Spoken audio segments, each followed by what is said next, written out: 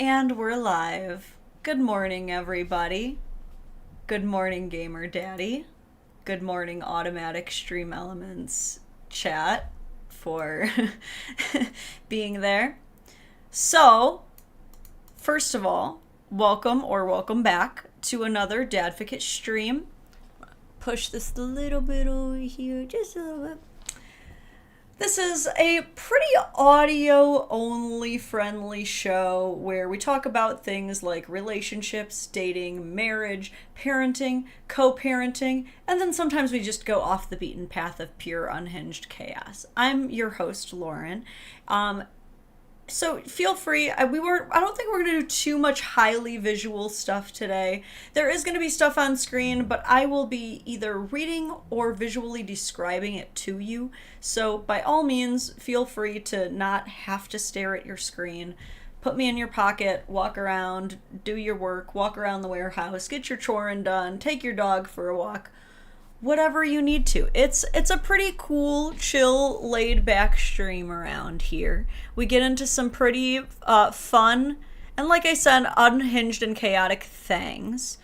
Today, for those of you who are visually attentive, you may notice something different about this stream. There is a new little bar here at the bottom that reads, Single Dad Holiday Support. And we have $5 toward a $500 goal. So basically, last year, I did something where I was inspired by another creator friend of mine who was trying to help out single moms. And what she was doing was she was having people kind of write in, let her know what she needed, and she was trying to clear out as many wish lists as she could. And I was like, you know what? I would love to, now that I'm in this position of having this like weird content creating money, I would love to use as much as I can toward this exact same cause, but for single dads. Like, I don't think I've ever in my life actually seen a specific charity or organization dedicated to like just dads. So I did, and I was able to, buy so many kids gifts, surprisingly. But I was fairly unorganized. I didn't exactly know what I was doing, and I believe I ended up buying for about 40 dads, or at least 40 kids. I don't even remember how I counted. But I saw that Sammy was doing it again this year, and so I was like, you know what? I, too, shall do it again this year. And I was a little bit more organized this time. I allowed for people to email me both with wishlist requests and offers to be a sponsor, and kept my PayPal open for donations just for anybody who wants to give towards it. And it's definitely, my following has grown a lot since last year. To give you an idea, actually, a year ago, I just hit 100,000 on YouTube. And now we're at, I know, over 400,000, but it's crazy to even think about. Yeah, we're at 454,000 subscribers. So we've had some like massive growth since last year. So I've been inundated, and I've been able to clear out almost all of the wish lists. There's really only a couple left that like just came in today, but the reason that I'm having this super chat fundraiser, so all super chats are going to go toward the single dad holiday support, is because I had one father of 8 who needs some help specifically with getting some bed frames for his kids. And he showed me which ones he wants. They look like a great deal, you know what I mean? But getting 8 kids into a few sets of beds is gonna need some work, and I've already kind of exhausted my anticipated holiday budget. So so to keep it going for at least maybe like a few more days, any extra support will go toward single dads who just need a little extra help getting their kids some stuff for the holidays. So just a little something that I was trying to throw together to get everything going. So the Sammy that I'm referring to, for those asking in chat, is the creator known as Sammy Head. You may be familiar with kind of like her rage bait content. She makes a lot of videos where she plays this very like frumpy, hunched over, always angry mom character who hates her husband and hates her kids, and her kids have these ridiculous names like Harold and Portobello, and like it's all part of a big just kind of character that she's made up with her husband. She even has this whole like side story where the husband's definitely having an affair with the nanny. It's hilarious, but she's an awesome person. I'm so glad I've gotten to know her outside of that character. But yeah, go look up Sammy Head. You'll probably look up her videos and be like, oh my god, I thought that was real and I got so mad for a second. She's really good at that. I will let you know. Okay.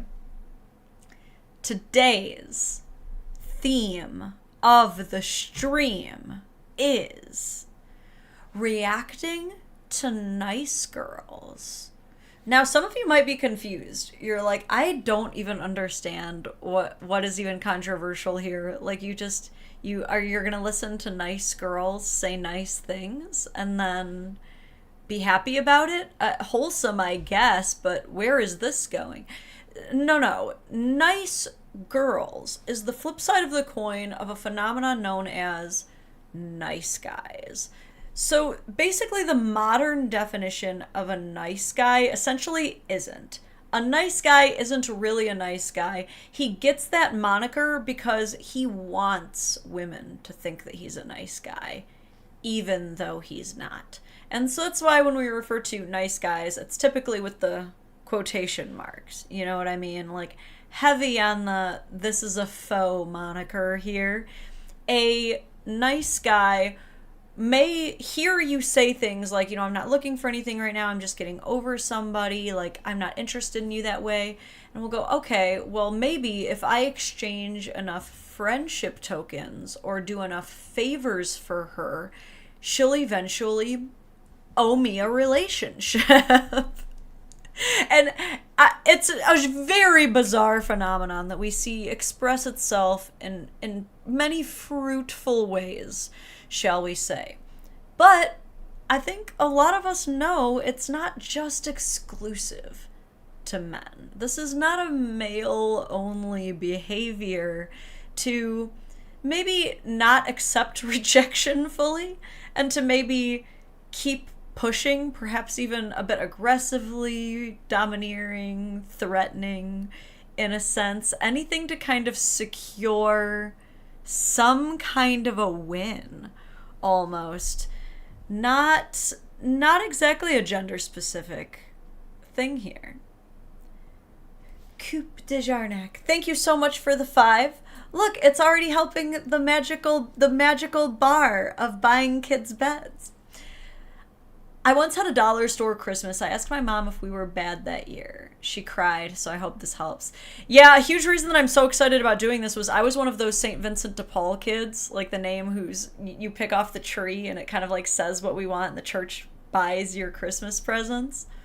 Aiden, thank you for another 5. Love what you do. Just wanted to support these single dads. Keep it up, Mrs. Lauren. Thank you. And then the other super chat about to come in here is from the amazing, wonderful Samantha.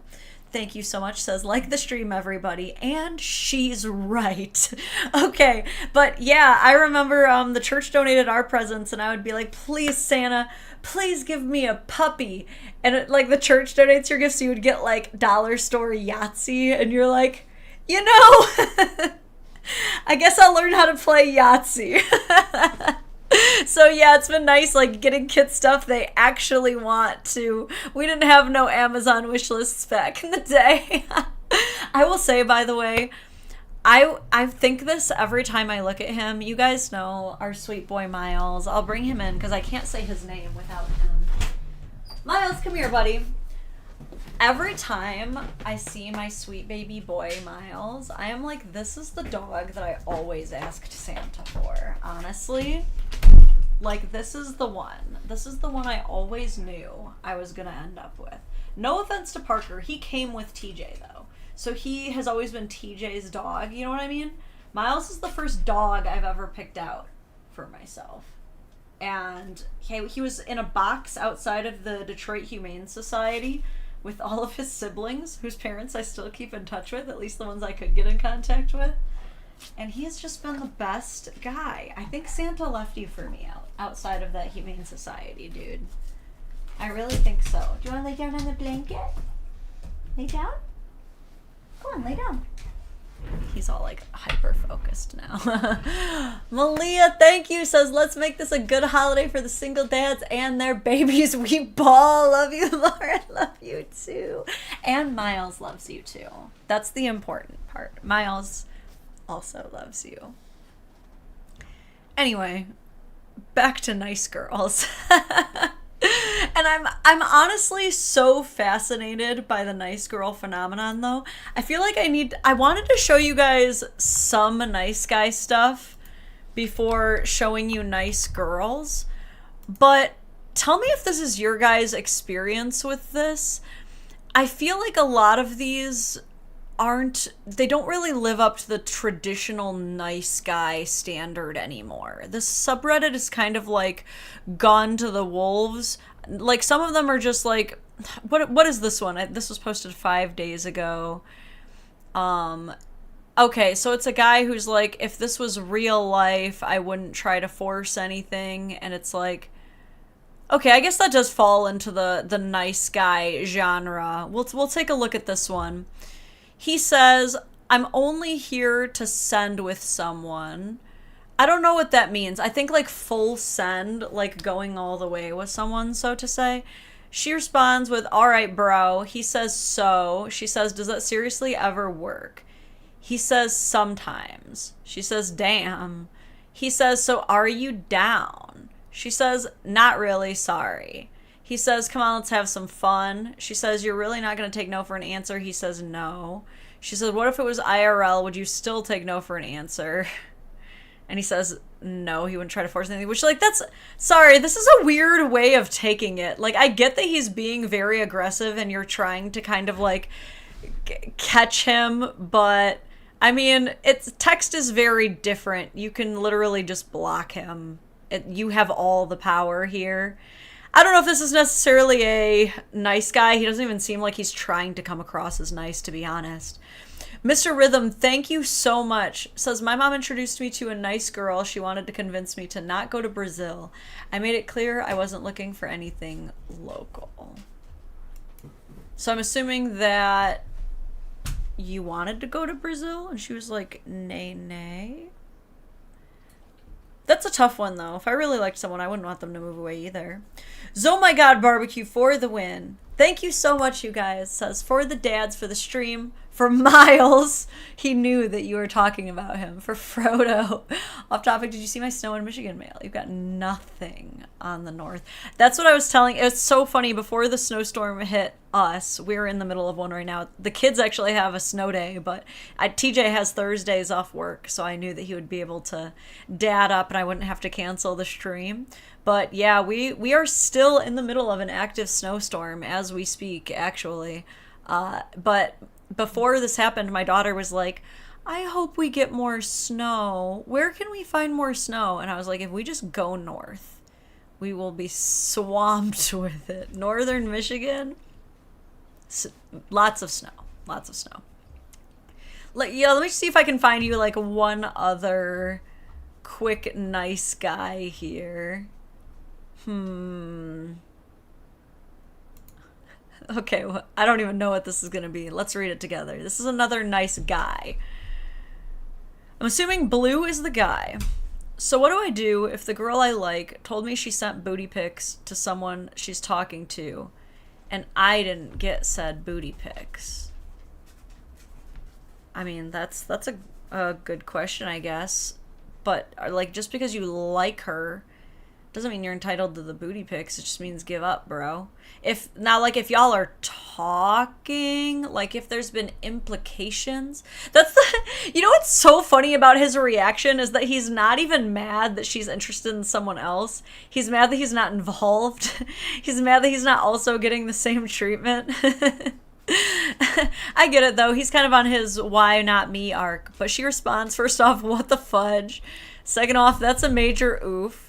He said, that's what I said. That's what I felt. She said, well, maybe first off, because you guys are friends, ask why she even did it, because, like, that's just a weird thing to do. He said, I feel so down now that I know she's talking to another guy.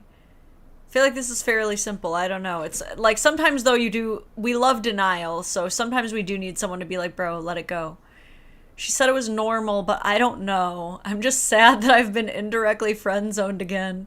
Like, I don't know how normal it is to send booty pictures, or like in what frequency you should be. I think you should be very discerning with your booty pictures, absolutely.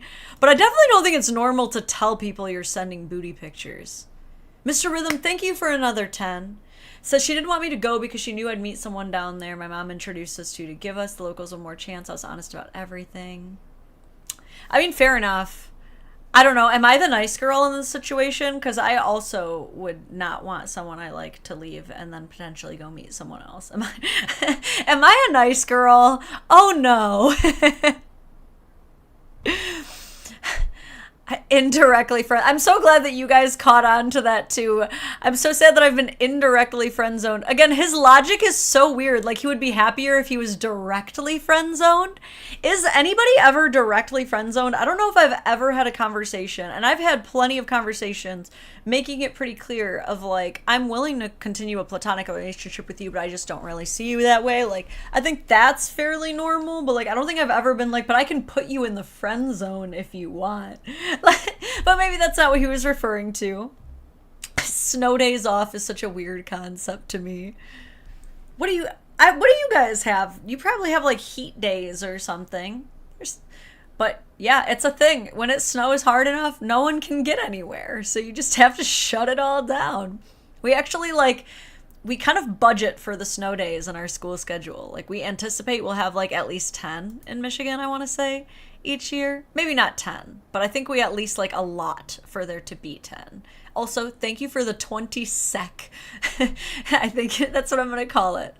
Anyway, she says, walking between buildings, sorry about that. Is there any hope for another girl? This is the worst conversation, and I feel so uncomfortable reading it. What do you mean, is there any hope for you to find another girl? That's so cringe. I get what she's trying to say is maybe like, is there any hope that you could like another girl? But like, yeah, I would, God, I would really hope so. I don't want another girl. I want her. She's perfect in every way. I can't let her go. She teaches me the Sonic lore. I can't let it go that easily. Christian? Is this you? She says in italics. Oh, I see. In that case, only thing you can do is wait it out. She's giving terrible advice.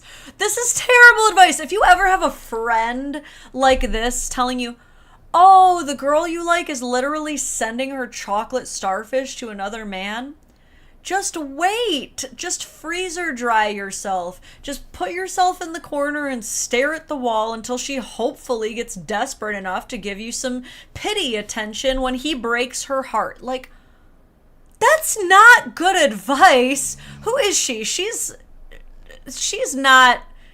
She's a snake. She's a fed. Kim, thank you so much for the 100 knock. Pair character flying in the... I hate the way Restream gives it to me is there's like probably actually a cute little gif that happens, and yet it only gives a verbal description of what was sent. That's so hilarious.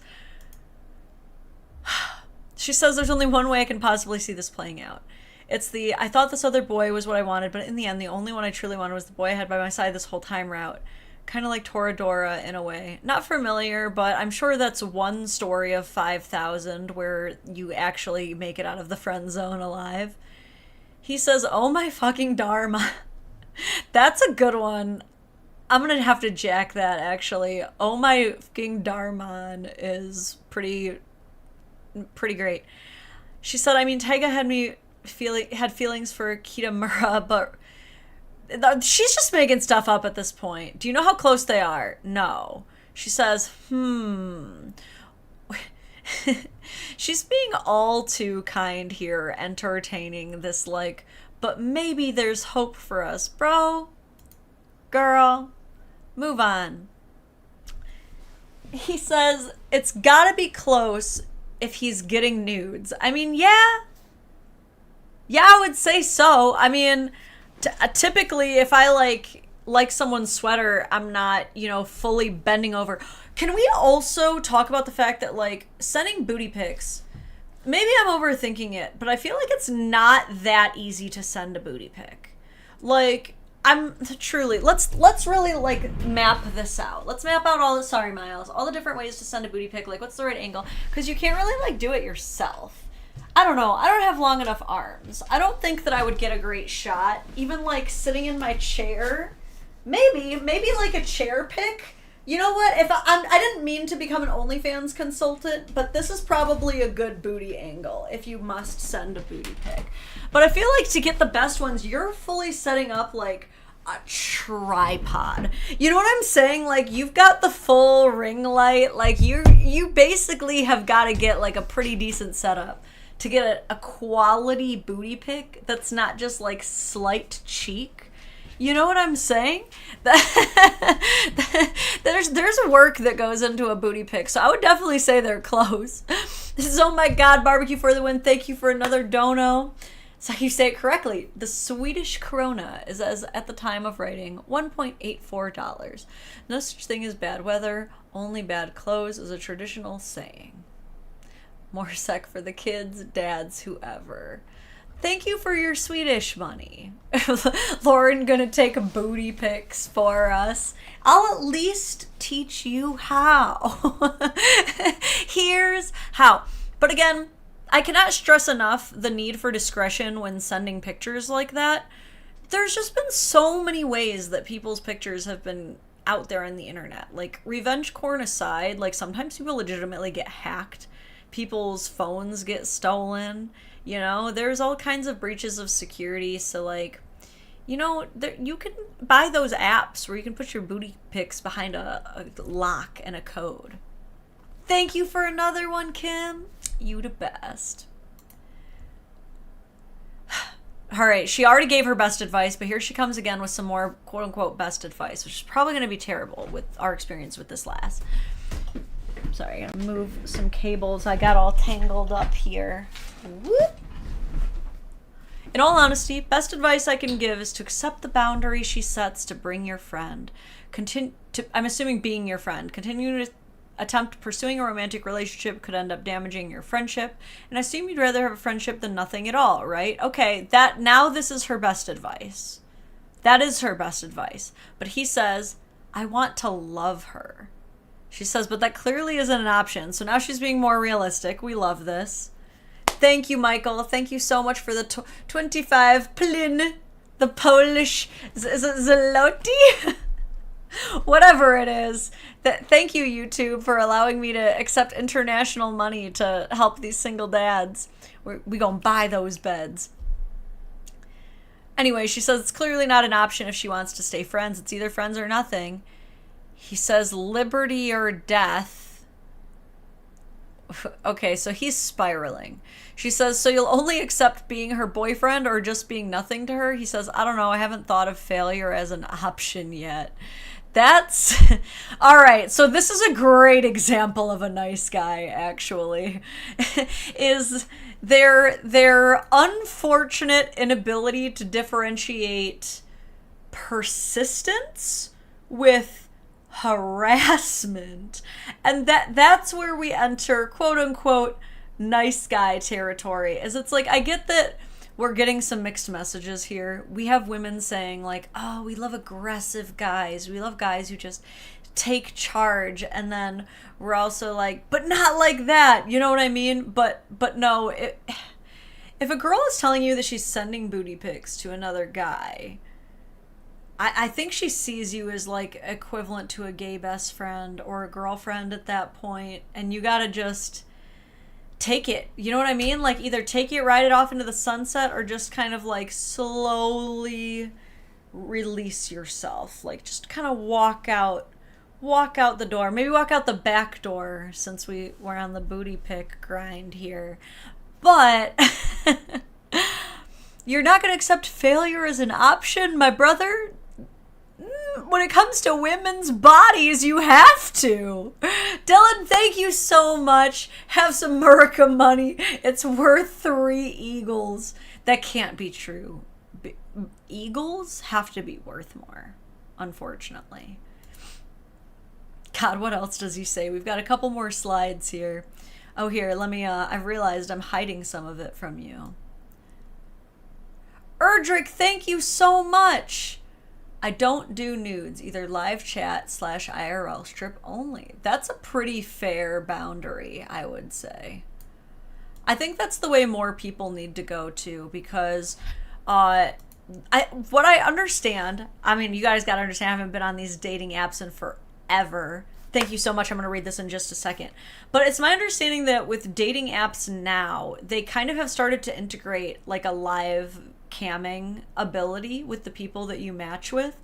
And I could not recommend more trying to get on cam live with someone before your date, because what I'm starting to see happen is there are literally girls who are tricking guys into like going all the way out of their way on dates just to be like, haha, sucker, and like completely catfish them.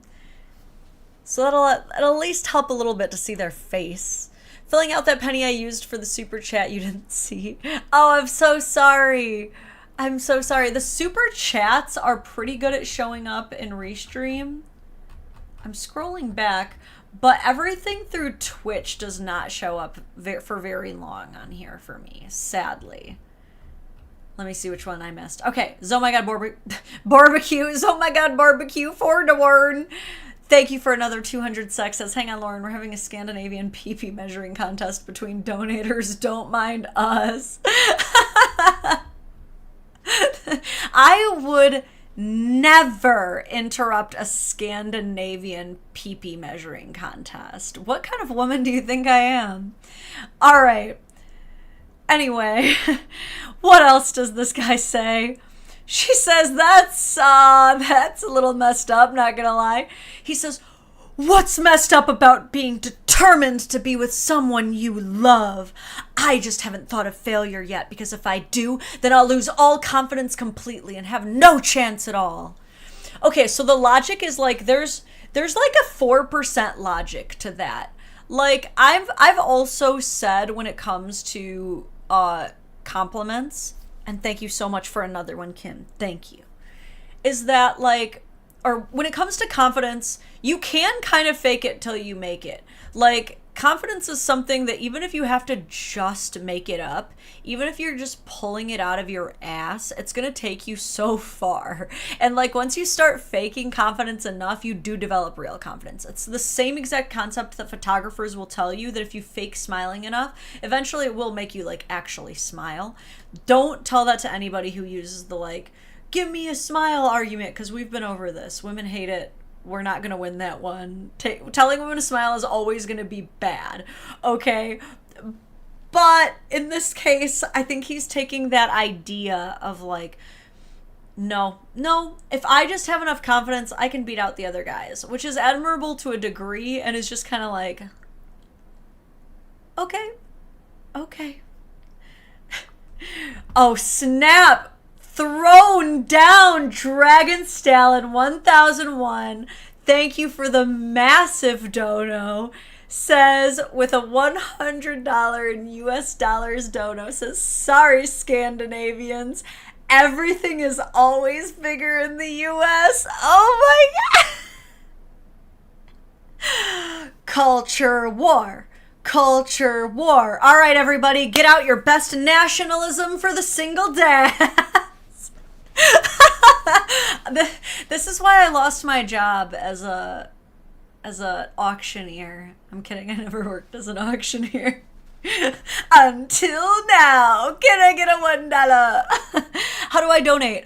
So the super chat function is right now what's being measured. Obviously, anything that like Twitch donates to, I'll also do. But with Restream, I could only get like one of the sources, and since YouTube is my biggest channel, I figured we would do that. So this is great. We're definitely going to pay for at least one of these kids' bed frames. So rock on Dadvocate stream. We're only like half an hour in too. You guys are the best. Okay. So anyway, she prattles on and on about like literature that he would understand, trying to like get him to just, you know, maybe stop, maybe redirect his attention elsewhere. It's a party in the USA. Thank you, Samantha. He says, I don't want to give up yet, though. She says, some things aren't meant to be. if you keep going down this path, you'll end up like pre-act 4 Monica. You'll become so obsessed with this girl that you'll start doing whatever it takes to be with her. Don't do that, please. Dude, she's like desperate to prevent incel behavior by using like whatever kind of anime story arc she can make relevant to this guy. She's doing the work here. He says, I'm not going to effing kill people and rewrite reality. I'm just going to be there for her the whole way for her if she ends up loving me too. I just don't have the mental strength to go through another catastrophe with love again. I can't tell her I like her because then I'll just spiral again. But if I don't say anything, it might end up better. What? This man is a walking contradiction. It is no wonder he is. Here's how to not get booty pics. If you tuned in to get a step-by-step protocol of how to never get booty pics from a girl you like, just, you know, like tell all of your friends that you have all of this confidence and you're not going to give up on her while simultaneously refusing to ever even tell her you like her. That's how you don't get booty pics. Step 1 to getting booty pics. Tell girl you like her. You might not get past step 1, but that is step 1. Archangel Michael George Akbar, thank you so much for your 10 odd. Yes, America does hog all the fun. This is worth $7 US. Thank you. Yep, watching you guys. Man, I love this. We have got an intercontinental feud, and it is amazing. Oh my god. There's more. She clearly likes another boy. He says, it's totally cool. I'm jealous of this asshole. She says, try not to feel jealous. He says, that's not gonna happen. I'm jealous of this overgrown olive pit. You know, that's not a bad one, not a bad one. She says, you say that, you don't even know who he is. He says, I think it's a little means he's unknowingly driving me insane. Just try to calm down. What do you think this guy has on her for her to be doing, like, I always ask, like, how is emotional labor defined? Like, what is the difference between just being a good friend and, like, putting in emotional labor? This is it. This is the definition of it. She is putting in emotional labor for this guy. This is it right here. Like, trying to help him, like, talk him down. But at the same time, she's also such a frustrating person to talk to because while she sometimes has good advice, she also goes back to like saying really pointless stuff like, don't be jealous of the guy getting booty pics from the girl you like. Like, what do you mean? That's like telling someone with anxiety to stop worrying. Oh, okay, I'll just stop now. You know what, you're right, I'm over it. Like, it's really not that easy either. How can I calm down when he took the girl that I want to spend the rest of my days with? So you get it. That's a nice guy. That's it. What are the ages here, says Bilson, and thank you for a 5. I feel like if this is 2 16-year-olds, completely different convo. Let's see if I can get some context here. If they posted anything else. Nope, that's it. Kind of screenshots posted without context. All right, hold on. I brought coffee, but I didn't bring ice water, and I'm already yapping too much. Let me grab some ice water real quick. Miles, do you want to entertain the show? You guys can watch Miles' legs sleep. He's like, ha, you're joking if you think I'm not going to follow you. Hold on, I'll be right back, guys. I'll be right back. I'm so going to be right back. I'm just so thirsty. Ooh, you Miles, baby. I can try and bring back cat tags. If you guys want cat tags.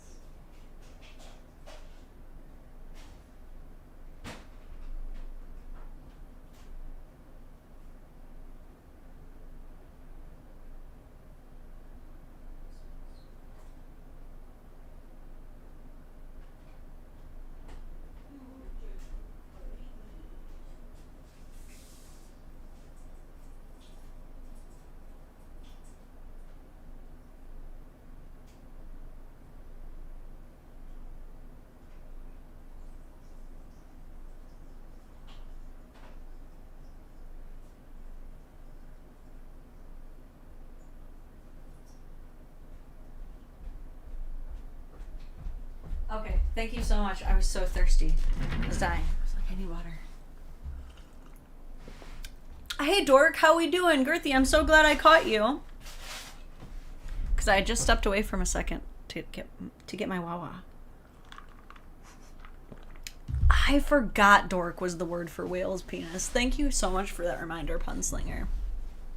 So now that we have an idea of what a nice guy is, let's get right into nice girls. But before we get into the Reddit part of nice girls with the screenshots, there's two videos I want to show you that they don't perfectly fall under nice girl category, but I stumbled upon them and I had to show them to you, so I'm going to hammer fist them into this category.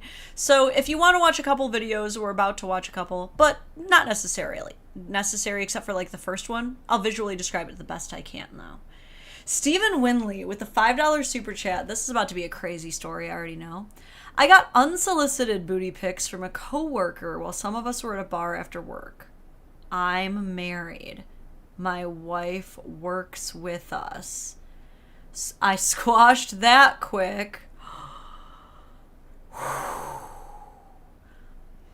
Oh man, I have to admit, I would be the biggest Karen wife. I would be going straight to HR. I hate to say it, but oh no, you're sending my man unsolicited booty pics, and I have the ability to report you directly to the highest authority?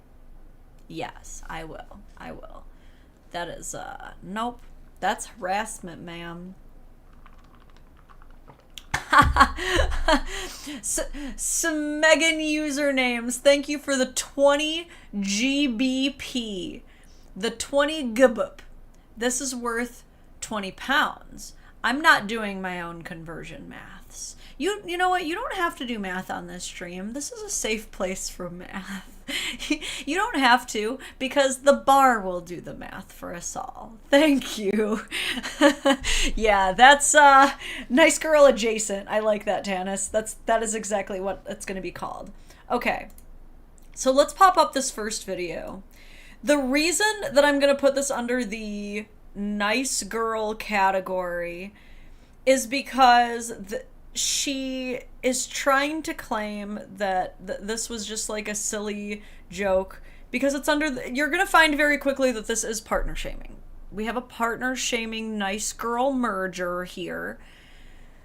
But I have to warn you guys, and I will read this in a second, Samantha.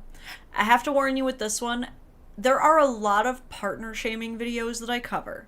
Partner shaming being taking a video of something embarrassing, negligent, toxic, or bad that your partner has done, and then blasting it for the entire world to judge, usually followed up with, it was all supposed to be a joke, you guys just don't understand our humor, you guys clearly don't know what it's like to even be married, and they just think that their relationship is going to proceed on happy and normal in spite of what is usually kind of a pretty big betrayal. But one tricky part about these partner shaming videos is that every once in a while I will see one where I'm like, I almost side with the partner shamer, because what is being shown is like, oh my god, like I'm so mad. And then I have to dial it back and remember why partner shaming is wrong to begin with. It's not that the things these people are doing aren't wrong. 9 times out of 10, the partner shamer actually did fuck up. You know what I'm saying? Sometimes they didn't. Sometimes these people are just shaming them for no reason. But most of the time, yeah, they actually did do something pretty cringe or pretty bad. The problem is that it's not being made any better by being published to the world's most popular social engagement platforms and leaving it up to millions of random people who don't know your dynamic, don't know your backstory, don't know how many sacrifices you have made for each other to determine the entirety of your entire relationship and sometimes the safety of your children. And so the issue is that these videos often make things worse, even if you're right. Even if you're right that they did something wrong and you feel that you are due some validation that you were right, doesn't make the situation better. So,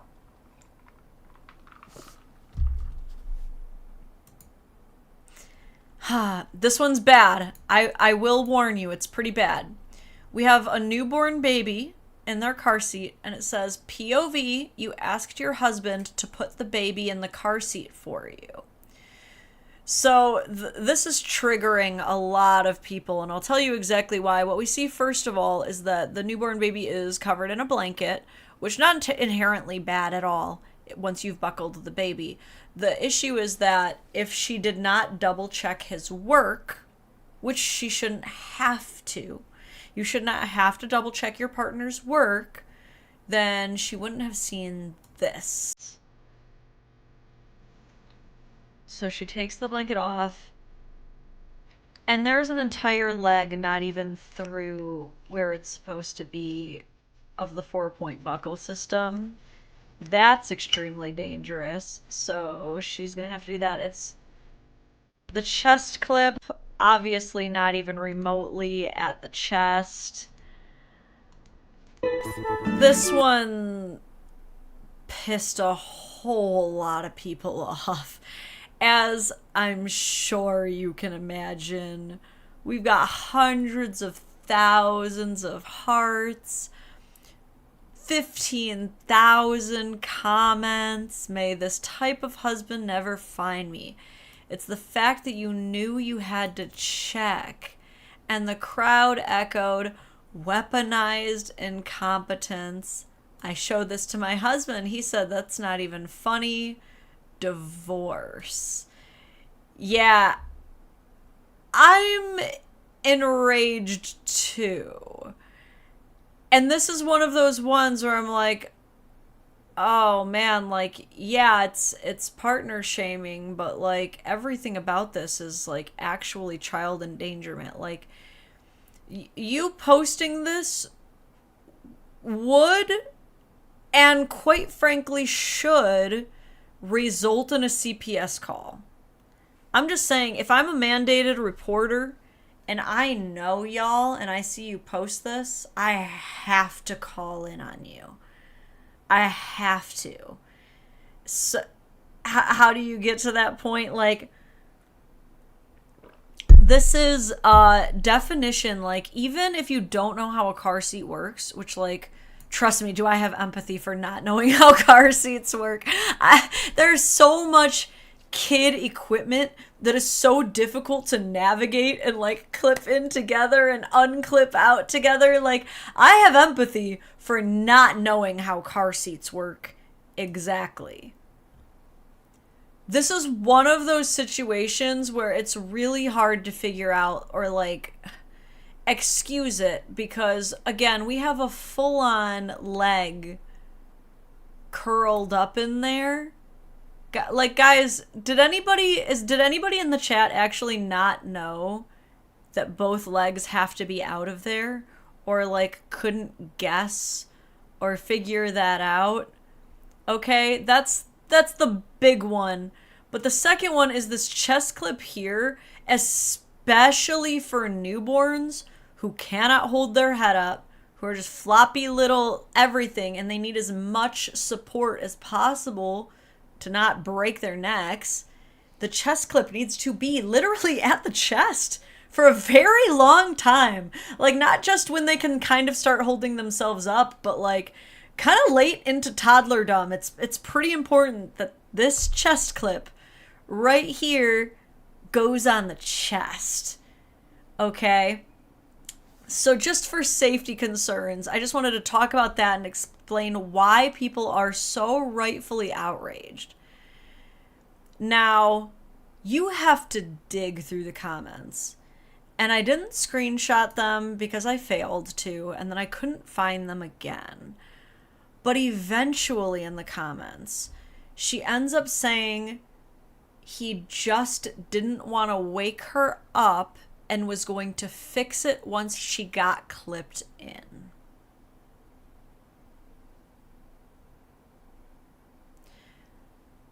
Honestly, definitely enough to calm me down.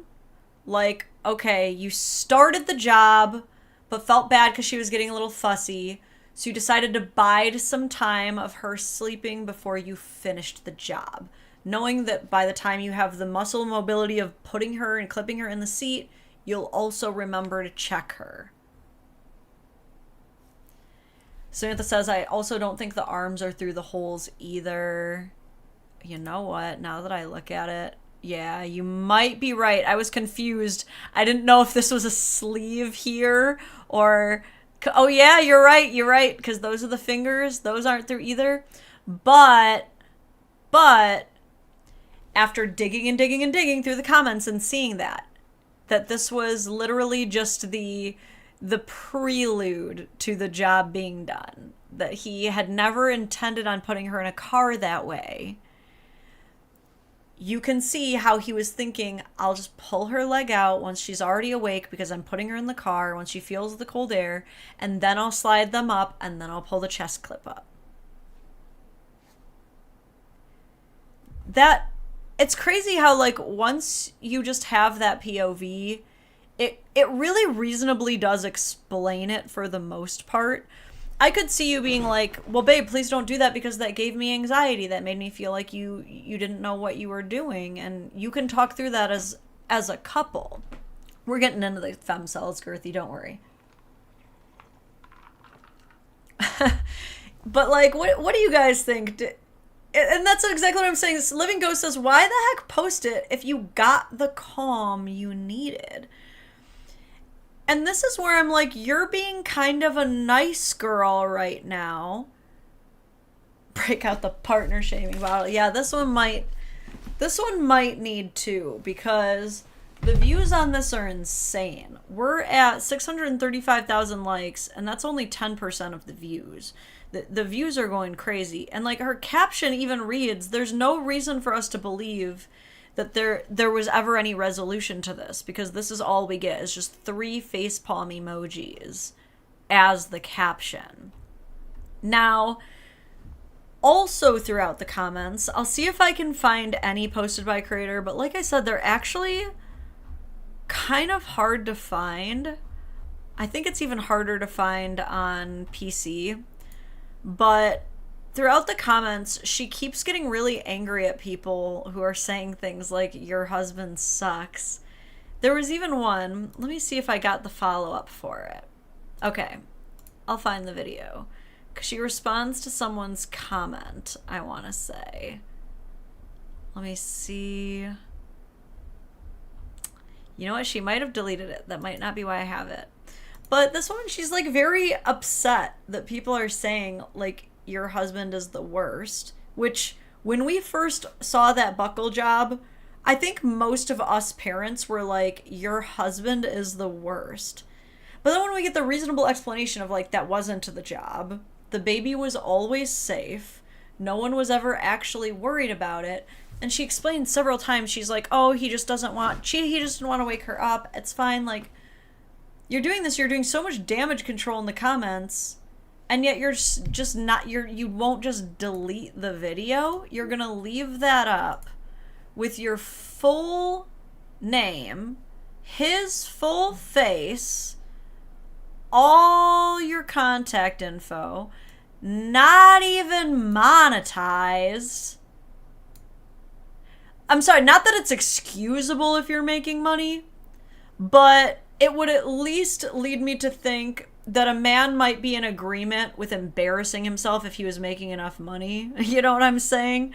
But it's like, you need 10,000 followers on TikTok to even monetize off of your content. So you're gonna leave up this video with 5.9 million views that, as I mentioned earlier, would and should reasonably get CPS called on the father of your children for the attention? That's the only reason you're doing it, is just to get attention? Just to, I don't know what, look like the superior parent? Why? Why would you do that? And it's for this reason that I want to put this partner shamer in the category of nice girl. Because she is living this persona pretending to be... Hold on, I really think this video faked the video and the husband's involvement. Also possible. Also possible. You never know on this great internet.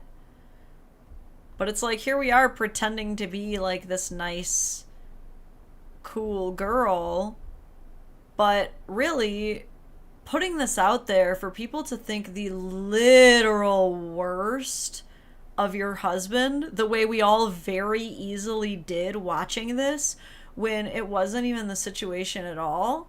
That's really mean girl behavior. That's like really nasty work. And again, look, if they're both in on it together, if he was like, oh man, let's make some rage bait and get everybody mad by posting this, then like that's one of the best case scenarios, because it means no one's feelings were hurt and no babies were actually endangered. You know, you could also argue that the benefit was a net win because it encouraged car seat safety. You could make that argument. But again, it's just so interesting to me that, like, if not for money, because again, not monetized, if not for money, why are we creating rage bait? Like, why? And again, rage bait that's funded by money doesn't make it justifiable, but at least explains why people are doing it. But to get no gain for your family outside of a bunch of people thinking your husband is like a POS, I guess, like, what is the point? That's so odd to me. Terror Darkness, I actually have a great response to your question. Terror Darkness asks, why is it so difficult for people to treat their partners with respect and dignity? I know that you put in parentheses rhetorical question, but I actually have a really great answer for you. So the reason that it's so difficult for people to treat their partner with respect and dignity is because it's so easy for them to use the people who are closest to them, who have the most high volume outpouring of forgiveness from their forgiveness fountain, to take advantage of them first, to turn them into their emotional punching bags. And no one is exempt from this. We all have the propensity to do it. We all will find ourselves doing it. Because we trust someone so much, because we feel so safe with them, we feel safe enough to lash out the most.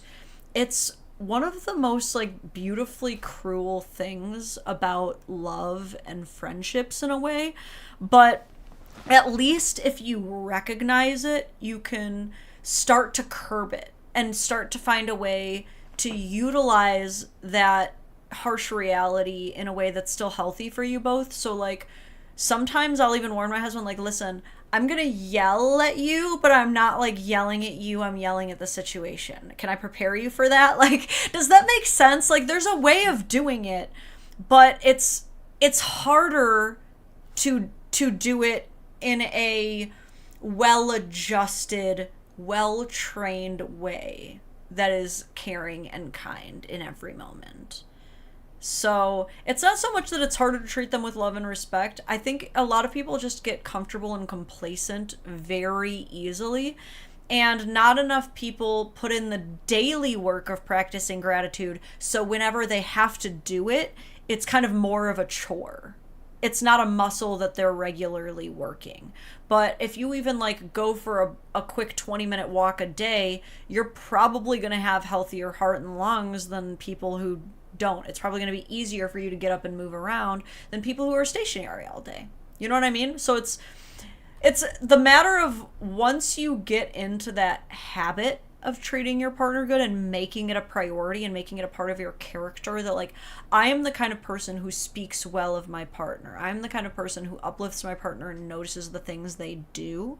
I don't think a lot of people like care to make that a part of their personality. Jack Lumen, I did notice your $2 USD. Thank you so much. It says, getting too old for this caca. Where's my cane? It's right under your life alert, bro. Oh man, I got one more video for you. What even was this one? I gotta remember. Okay, I remember now. I'm gonna make this just a little bit bigger for now, because it's Instagram. This one isn't a perfect nice girl, but kind of in the vein. So let's listen to what she has to say. I think men forget that while one man's trash is another man's treasure, one woman's trash is every woman's trash. So shape up. Since this is a quick one, for anybody who missed it, I'm gonna let her say that one more time so we can marinate on this little piece of advice. I think men forget that while... Hello? Forget that while one man's trash is another man's treasure, one woman's trash is every woman's trash. So this was pretty popular when she posted it. It says, the caption reads, "This is actually mathematics. Hashtag dating." And I don't know if it necessarily is going to show me like the likes or anything. Oh yeah, because I'm not logged in. But I would say, oh yeah, there it is. It's at the bottom. Let me just... 446,185 likes.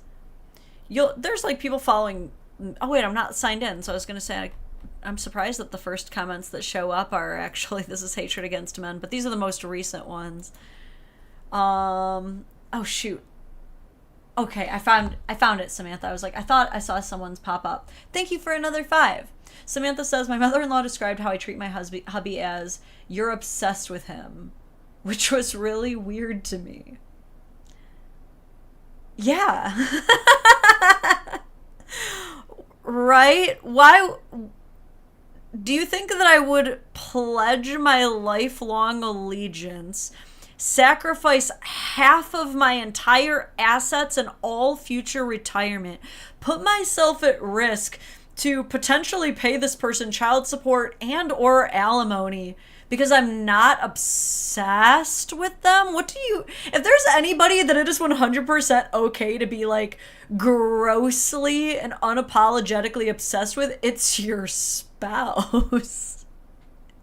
Like, even if you're not, it would be okay if you are. I think everyone here safely knows my obsession with TJ. It's bold, it's unending, it's possibly a little bit overprotective. I'm like, "Don't you touch my TJ." Like, yeah, and if someone was like, "You're obsessed with your husband," I'd be like, fucking duh, what's the point? Like, what else would it be worth, like, investing a decade? I've been with this man for 1/3 of my life. Why would I not be obsessed with 1/3 of my life? Okay, that's crazy. But also a self-tell a little bit. I think it might be the mother-in-law who's a little bit obsessed with the son, who's worried about his wife being too obsessed with him. Yikes. Going back to this one, though. One man's trash may be another man's treasure, but every woman's trash is every other woman's trash. Here's how I feel about that. It would be nice if it was true. Wouldn't it? Wouldn't it be nice if, when a woman truly had a horrible, toxic experience... I'm so sorry I can't read this right now. Someone copy and paste it in the chat down below, because it's going to go away and won't show up on Restream. It would be really nice if, when a woman came out and had hard evidence that someone was like a complete covert narcissist or a cheater or a terrible, terrible human being, that every other woman in the Tri-County area heard her and was like, "You're right, sister, we'll all stay away from him." That would be nice. Just like it'd be great in like the male world when like you tell your buddy like, "Don't mess with her. She like literally cheated on me 5 million times," but all they hear is like, "So you're telling me I have a chance?" Like, it would be nice if they actually listened to you when you warned them about other bad people, but that's not actually what happens, is it? And on the other hand, the reason that it also doesn't happen isn't because we're all stupid, but also because people lie. How many of you have heard a false accusation about either someone you were interested in or anybody in your life, or had one levied against you, and so you know they're real, right? So, like, just because you tell me that man's trash, if I never see that, then that's just, like, your opinion, man. Okay, did somebody post the one, I, like, vaguely saw the Twitch one. If you could copy paste that in the chat so I can read it. But it's, for some reason, doesn't show up on Restream. Doom for Zombies, though, I did see your two. Thank you so much. The single dad fund is going so hard. Doom for Zombies says, hello, wonderful people. What have I missed? We're actually just getting into it, so not much. Okay, Punslinger, thank you so much for posting Flamethrower 82's cheer. I get what you're talking about. It's easy to forget your family, friends, and lovers are human like you and have limits. Always keep your temper in check. I have a hot temper and short fuse, so I know too well. Yes. Yeah. If you have anger issues, it's a good idea to find out what you can do to work on those. But yeah, it's funny. And then she ends the video with, so shape up. So shape up. And it's always, like, so hilarious to me. These girls have, like, this trend of making these videos where they try to, like, vaguely threaten men with these blank threats in order to, like, influence their behavior. That's exactly what just happened. She was like, hey, men, just so you know, if one of us doesn't like you, you're fucking canceled, okay? So you better do what we want, any one of us, or else none of us are ever gonna want you. And it's like, okay, girlie, pop off. Apparently that sense of reasoning appeals to at least 500,000 people on the internet, but also half of our country can't read past a middle school grade level, so I can't be entirely surprised that everybody's on board for this antisocial but very appropriated behavior. Isn't this crazy, the way that we just, like, encourage women to behave this way through each other? Like, all these women basically banded together and they were like, yes, queen, you threaten them. And it's such a vague thing, too. Girthy says, we know that one woman's trash is every woman's trash because look at how many women are simping for Wade Wilson.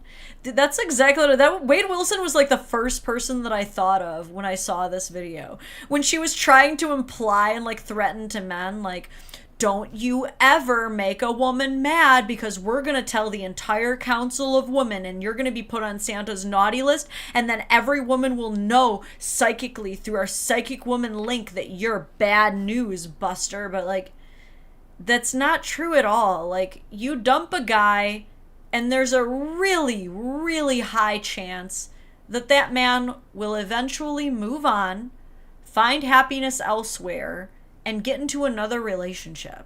Like, that's usually just how it goes. Very, very rarely is a person ever actually spending the entire rest of their lives, like, completely hung up on somebody.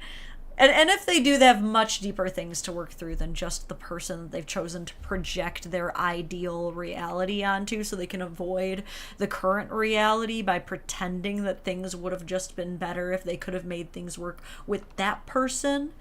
So there is a council of women? Absolutely not. Yes and no. I think that there is kind of a council of women in that there's obviously been, like, this big growth for women to be inherently for other women, almost no matter what. And I think that's been kind of, like, growing in population and general social zeitgeist. But as far as, like, organization for how to properly behave, or, like, what our actual shared moral foundations are, there's like kind of an umbrella of, like, women should be good to other women, and there's, like, a million different views of feminism that are crazy. There's so many different types at that point. So yeah, would it be great if if you really could just like blacklist the bad ones, yeah, sure, maybe, but is that the reality? No. So like, enjoy the boost you got from the girlies, but men are not actually worried from that video. Living Ghost, thank you for the 2, says, did I miss something? Women simped for Ted Bundy. And still do. And still do, actually. And I have a funny thing to say about that, actually, once I read Cimmerians. Sim, so good to see you. Thank you for the 5. Says, if one woman's trash is every woman's trash, no woman would be in a relationship ever. That's what I'm saying. Because the odds of, like, you ever dating someone who's never dated someone ever before, very low. Such a good point. And the Flamethrower, I'm not going to miss this one, says, so many definitions of feminism. I think we have something called a dictionary. Male logic wins again. I know you're trolling me right now. I'm sure even feminism has, like, there's, like, a basis of feminism, but then there's all these, like, sub-feminisms, you know? But on the Ted Bundy thing, it's crazy you say that. So I don't even remember how I met this person, but apparently I'm Facebook friends with a guy who is actively filming a documentary with Ted Bundy's brother. And, like, I've been watching his social media because I'm not going to lie, like, it piqued my interest as well, being a true crime girly. Not a Ted Bundy fan, but I'm just like, oh wow, I wonder what Ted Bundy's brother has to say about this. And this guy, like, I remember having seen him on my friends list, and he was kind of just like a regular guy, like, just trying to do, like, different creative projects. But once he started posting about Ted Bundy, he had a waterfall of pussy. It was raining pussy. Like, this guy posts a single profile picture now, and, like, the heart reacts from the girls go crazy. Like, I've been watching, it's been like I thought about almost like making a video about this phenomenon of just like him being 3 degrees away from Ted Bundy is making women throw themselves at him. And I'm like, this is amazing. So guys, apparently that's it. If you, like, want to get women's attention, just be like, so I'm making a documentary on the Zodiac, and, like, that's it. You'll just have endless booty for days. Like, you'll just have a smorgasbord of booty.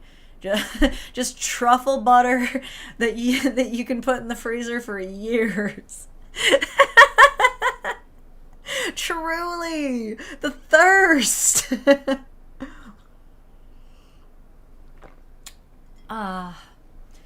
Also, Theodore, one of my 3 Facebook people. I have to read your comment.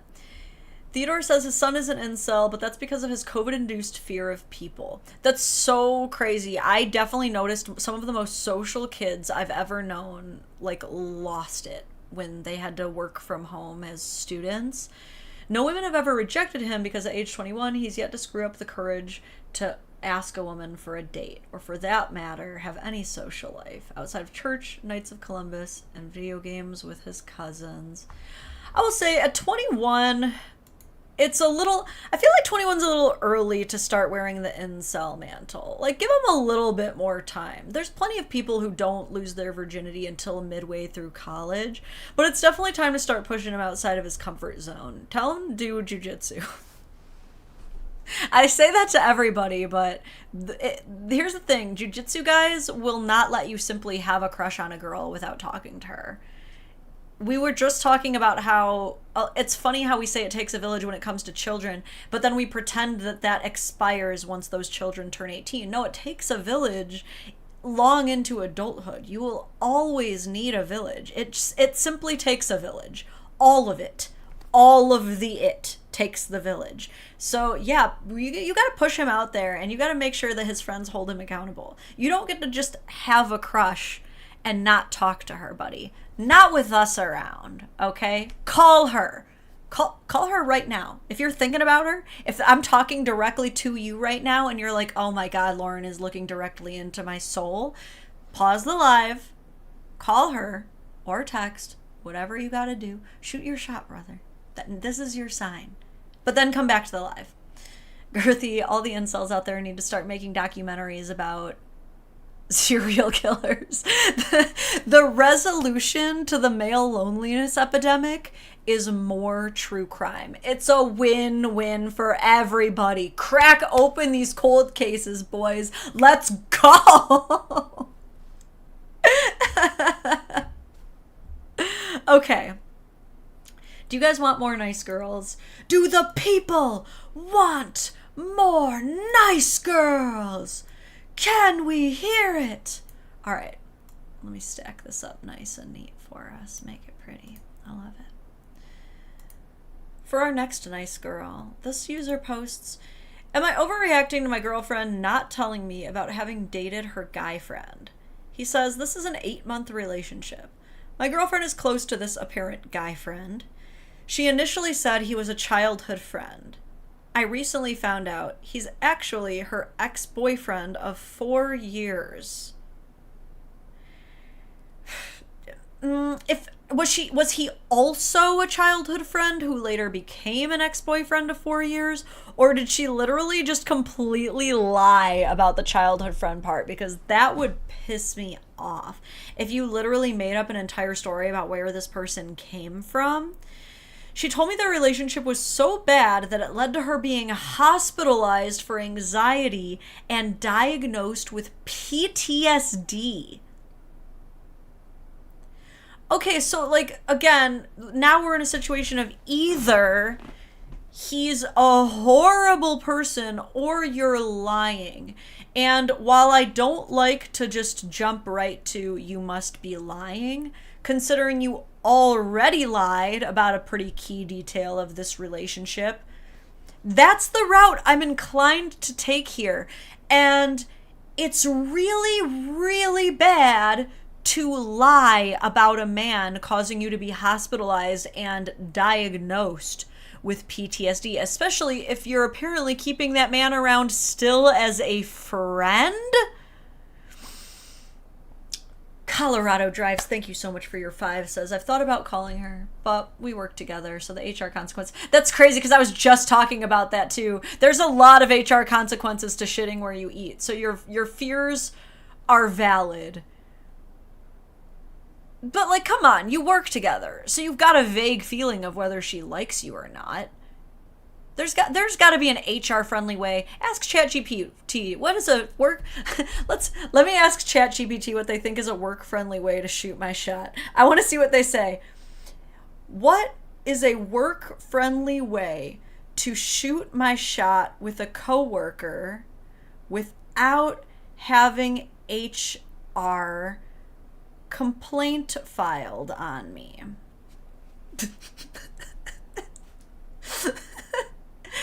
Navigating a workplace romance requires tact and professionalism to ensure mutual comfort and avoid crossing boundaries. Here are some respectful, work-friendly steps to express interest in a coworker. 1. Gauge mutual interest. So, like, that's what I said. I'm as smart as a robot. Observe nonverbal cues and interactions. If they seem engaged, friendly, and comfortable around you, it might indicate interest. Avoid assuming friendliness is romantic interest. Honestly, pretty boss advice so far. 2. Keep it casual and private. Choose a neutral private setting outside of work-related discussions. I was going to say that too. Make sure you shoot your shot outside of work. Example, hey, I enjoy our conversations at work. Would you like to grab coffee or lunch sometime outside the office? That's a good one. 3. Be clear and professional. Frame your interest in a way that makes it easy for them to decline without feeling pressured. Example, I want to be respectful of our work environment, but I enjoy spending time with you and wanted to see if you'd like to hang outside of work sometime. These are all really good. I think that's about it for now, but because they basically just go on to say the same one. But yeah, I don't think it's impossible. I just think it's a lot more delicate. You know what I'm saying? Anyway, back to this girl whose childhood friend is actually her boyfriend of 4 years, which is not an inconsequential amount of time. Like, if TJ is like, oh, yeah, that girl you met, by the way, I technically dated her, but it was for like 2 weeks and we just immediately knew we weren't right for each other, I would feel way less concerned than like a long-term, like significant, like we were madly in love type of thing, which is like, that's 4 years. You're not going to go 4 years without being madly in love with a person. I guess you can. Plenty of married people do it. One factor to consider is whether we're talking about a fast food job you don't plan on keeping forever or the office job. That's another thing too. That's another thing. If you've like worked your ass off for this position, you cannot afford to lose the job. You might have to let it go. You might just. Or run it by your boss even at that point. Like, I was thinking about asking out a coworker. Is that like an absolute no? Like, really check yourself, you know? Oh my god. So we're going to read the text conversation between these two, but I'm already on the side of you are not overreacting. There's a lot of red flags here. He says, oops. He says, I'm struggling to wrap my head around this, and I feel like I'm blowing things out of proportion. Which, like, I relate a lot with these guys, because I, too, am, like, notorious for gaslighting myself all the time. I'm always, like, if no one is gaslighting me, I'll do it for them. It's fine. Anyway, he's in blue, she's in gray. She says, just arrived. I have a feeling you don't want me to go. Please be honest. So I'm assuming she's referring to going to an environment in which this man will be. He says, there's nothing to say. She says, but is it okay I left? 'Cause you seemed passive-aggressive. I need a direct answer now, please. The irony is, like, I bet he was being passive-aggressive, because if he wasn't outright saying, dude, I don't feel comfortable with you hanging out with this guy that you literally just lied to me about. If he didn't just straight up say that, and he's just been kind of, like, huffing and puffing, he probably was. But it's ironic because, like, seems a little bit passive-aggressive to me, but I guess she's directly confronting him, so that is better than passive-aggressive. He says, it's your life after all. Which, like, man, I will say this attitude, fellas, it would be better to just be direct at this point, because, like, if you're gonna talk like you're breaking up, then just commit. She says, when is this gonna end? Why aren't you over it already? Translation. She says, we will never solve anything if you never want to be honest with me. Well, that's rich, coming from the person who straight up lied about who this guy was. He says, what's the point of this if you can threaten a breakup, apologize, and then go to an event with your ex? Oh, wow. So that's some additional context. Apparently, between all of this, him finding out that her childhood friend is actually someone who he let completely cream pie her for almost half a decade, she apparently threatened to break up with him over being mad about that, but then apologized, but now is going to hang out with him. There are too many red flags. Like, a Chinese communism parade does not have as many red flags as this woman. He says it's obvious he says it's obviously wrong. I don't have to tell you that. So, like, yeah, you know, I get his attitude at this point. It's like, dude, like, you're for real gonna do this? Okay, then go do it, you know? Maybe he's already planning to break up with her, but no, because he just said he's feeling bad about it. She says, but we're friends. It's just platonic now. We literally only see each other in group settings. It's really weird that you're obsessed with a relationship I was in 4 years ago, LOL. No, I'd be pissed. I'd be pissed at this point because, like, you're completely dismissing my feelings.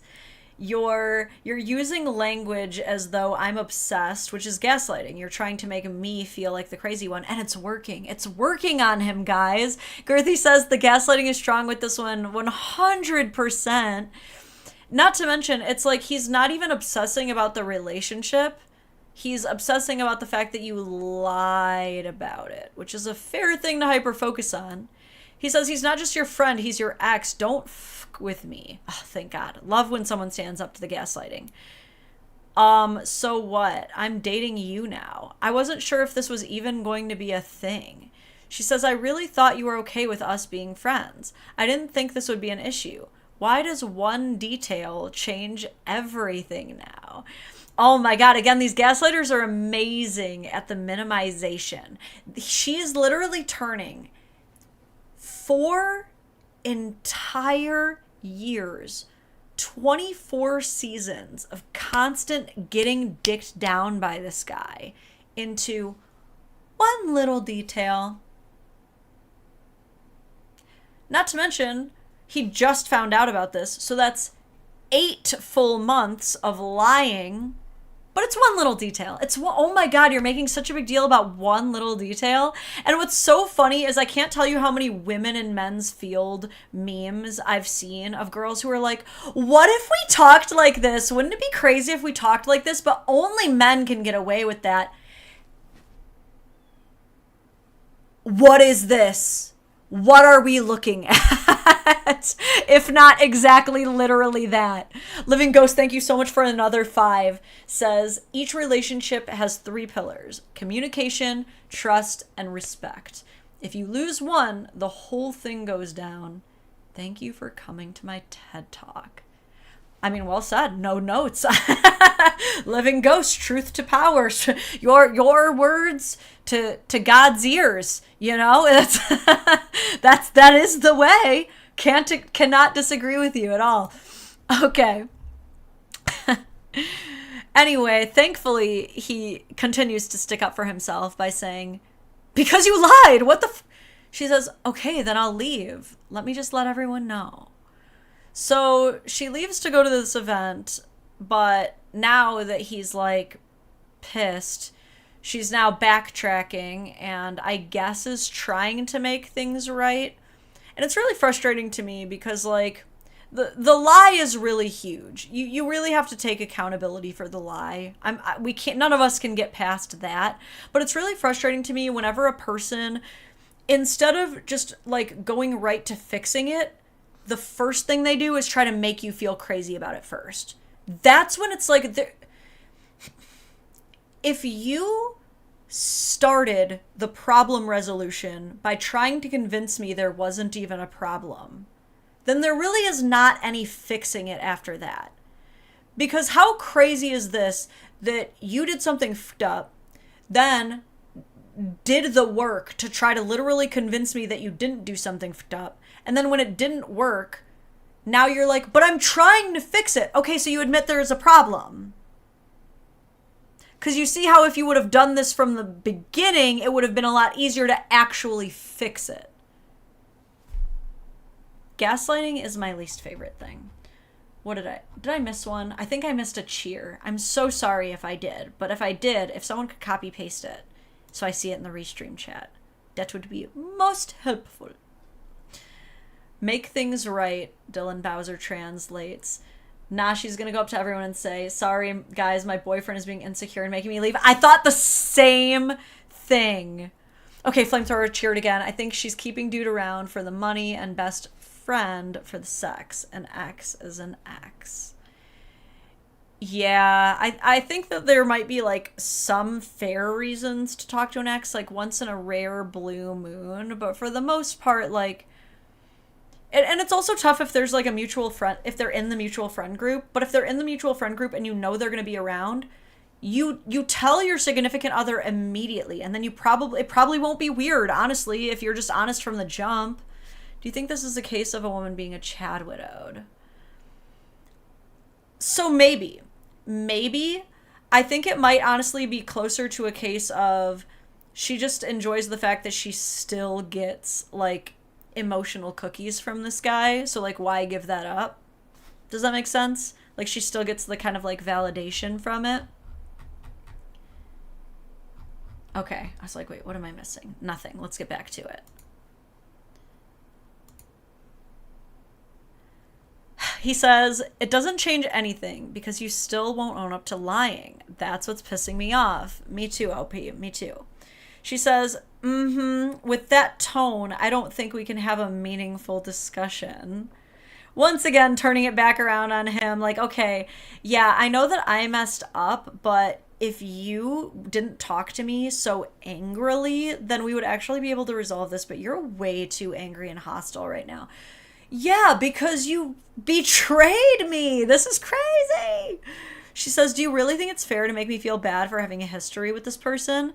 I didn't tell you about him because I would not even consider it a relationship. You dated for 4 years, but you don't consider it a relationship? Yeah, you're not dating anymore, but that's 4 years. What do you mean? It's also like crazy because she, like, now that I think about it, she must have been lying about so many other things to properly conceal this, because after 8 months, you kind of already know someone's full dating history, do you not?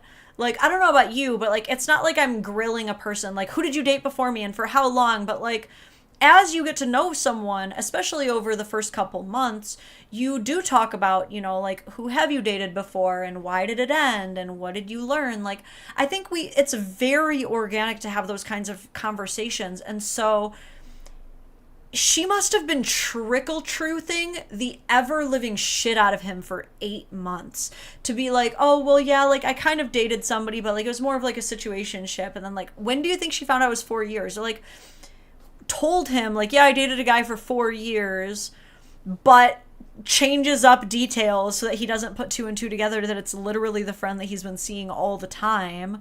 Like, there's got to have been so many more lies than just this to maintain the one lie. She continues on, him and I are better as friends. I feel like you're finding ways to twist this. It's really off-putting. I am his anger. I feel all of his anger right now, because how do you twist the fact that you lied?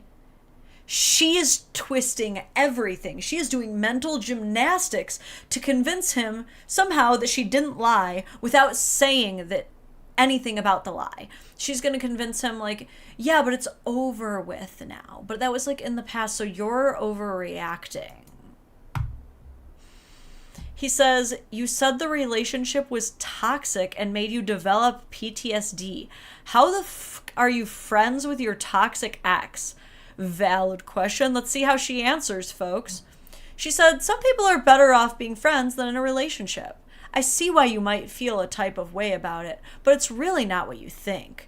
I'm sorry for not mentioning it. Not that it's not what you think excuse. Not literally hitting him with the it's not what it looks like. Because that also doesn't explain anything. Like, yeah, I agree with you. Some people are better off as friends than in a relationship. You know, should you necessarily stay super close friends with your ex? I don't necessarily know that you need to for any reason, but like, I don't have any friends who have ever hospitalized me or given me a full-on diagnosis. Nope. I don't have any friends that I still keep around and make excuses for and lie for who have ever hospitalized me. Actually, if you count TJ, he technically hospitalized me by putting a baby in me. Does that count? No, I'm kidding. That doesn't count. Nobody tell anybody TJ hospitalized me just because he got me pregnant and we delivered in a hospital. Okay. He says, I'm still not comfortable with your relationship with him. There we go. It's all on the line. He clearly communicated. He is valid. This is not an inappropriate thing to say. Men, don't ever let anybody gaslight you into saying this is an inappropriate thing to say. But now I already am going to be pissed because I already see the emoji. She says, I get that you're hurt, but I'm not cutting off my ex just because of your insecurities. He's my friend and basically like family to me. You are supposed to trust me. Your insecurities are on you. And then she puts a big finger pointing in his face emoji. Nah, because I'd have thrown the phone. I would have regressed in all of my healing. My therapist would not be able to talk me down. It would be over. It would be an instant breakup if I got that emoji. Are you kidding me? That emoji is a breakup. The finger point emoji, not just the your insecurities are on you, which, by the way, being lied to is not an insecurity. That's a valid thing to be mad at. Because the best toxic damage comes from your family, right? That's actually hilarious. She's like, well, he's actually traumatized me so much that he's basically like family to me now. Oh no, that's actually relatable to a lot of us. But dude, your insecurities are on you. All right, I'm never talking to you again, dude. Literally, bye. You're so fucking cooked to me. But he continues on, and I can't believe I cannot believe this man saw the pointing in the face emoji and was like, I don't know, man, I might be overreacting. Just go back and look at that emoji every time you wonder if you made the right move breaking up with her, and I promise you'll know. He says, I don't care that you're friends. The problem is that you lied about the relationship in the first place. Why did you feel the need to hide that? I'm not saying don't be friends with him, and I don't know how if I can trust you going forward. Which, fair. She says, oh wait, no, we're going forward. She says, people think that just because someone is your ex means you have to automatically stop talking to them. So you have been acting off because I didn't tell you he's my ex? That's kind of childish. We are adults. I think maturity is lacking on your side.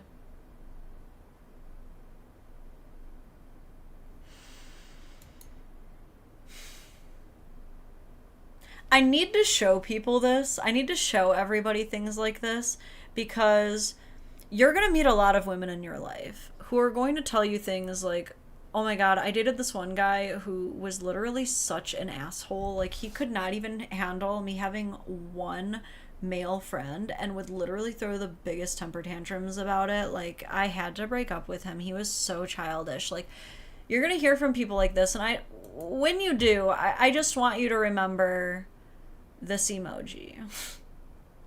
I just want you to remember when people tell you all these things, I just want you to remember that people like this exist, and to maybe take their story with a little bit of a grain of salt. You know what I'm saying? Hi, YRTR Archives. Welcome aboard.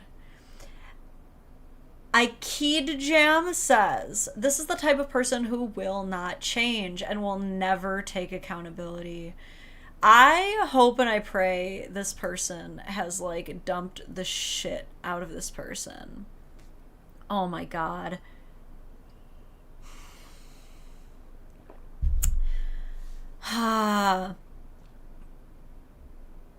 Okay, I got some more details based on the comments. He says, more details for clarity. Wait, he also says, I think I'll send this to her.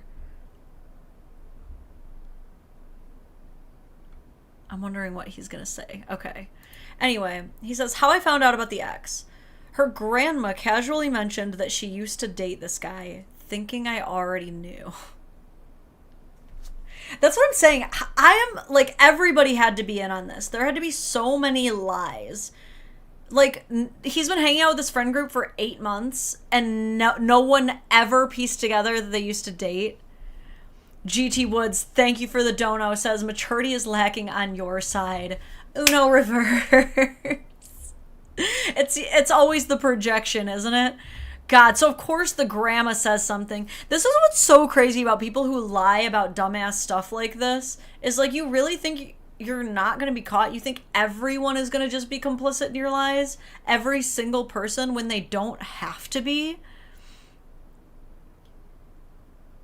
She even said the relationship wasn't great because he caused her anxiety and she couldn't trust him. Her grandma also didn't understand why they're still friends now, but hoped I'd give her the care she needs. What made it worse was that the guy was at her house during this whole conversation. Oh my god, could you imagine? You've been dating a girl for 8 months. There's a guy in the group, but you don't think much of it. He's like, oh, we've been friends since childhood. So you mentally friend zone this guy. On her behalf. You're like, I don't have to worry about him. Not a single worry. But here's the thing is, like, even if you don't worry that there's any more chemistry between them, there's always going to be that feeling of, like, I feel like a dummy because I'm left out. I'm left out of something everybody knows. And that's the same way my husband described it to me, is like, anytime he's ever asked me specifically if I have a history with a person, he's like, it's just because I don't want to be left out. Like, I just don't want there to be things that, like, all your friends know that I don't know. And I'm like, to me, like, that's valid. Doesn't mean you have to disclose everything you want to a person. Like, I guess if you want, you can say, like, I'd rather keep that private if you want to, but, like, just be honest. What's the harm in that, you know? Anyway,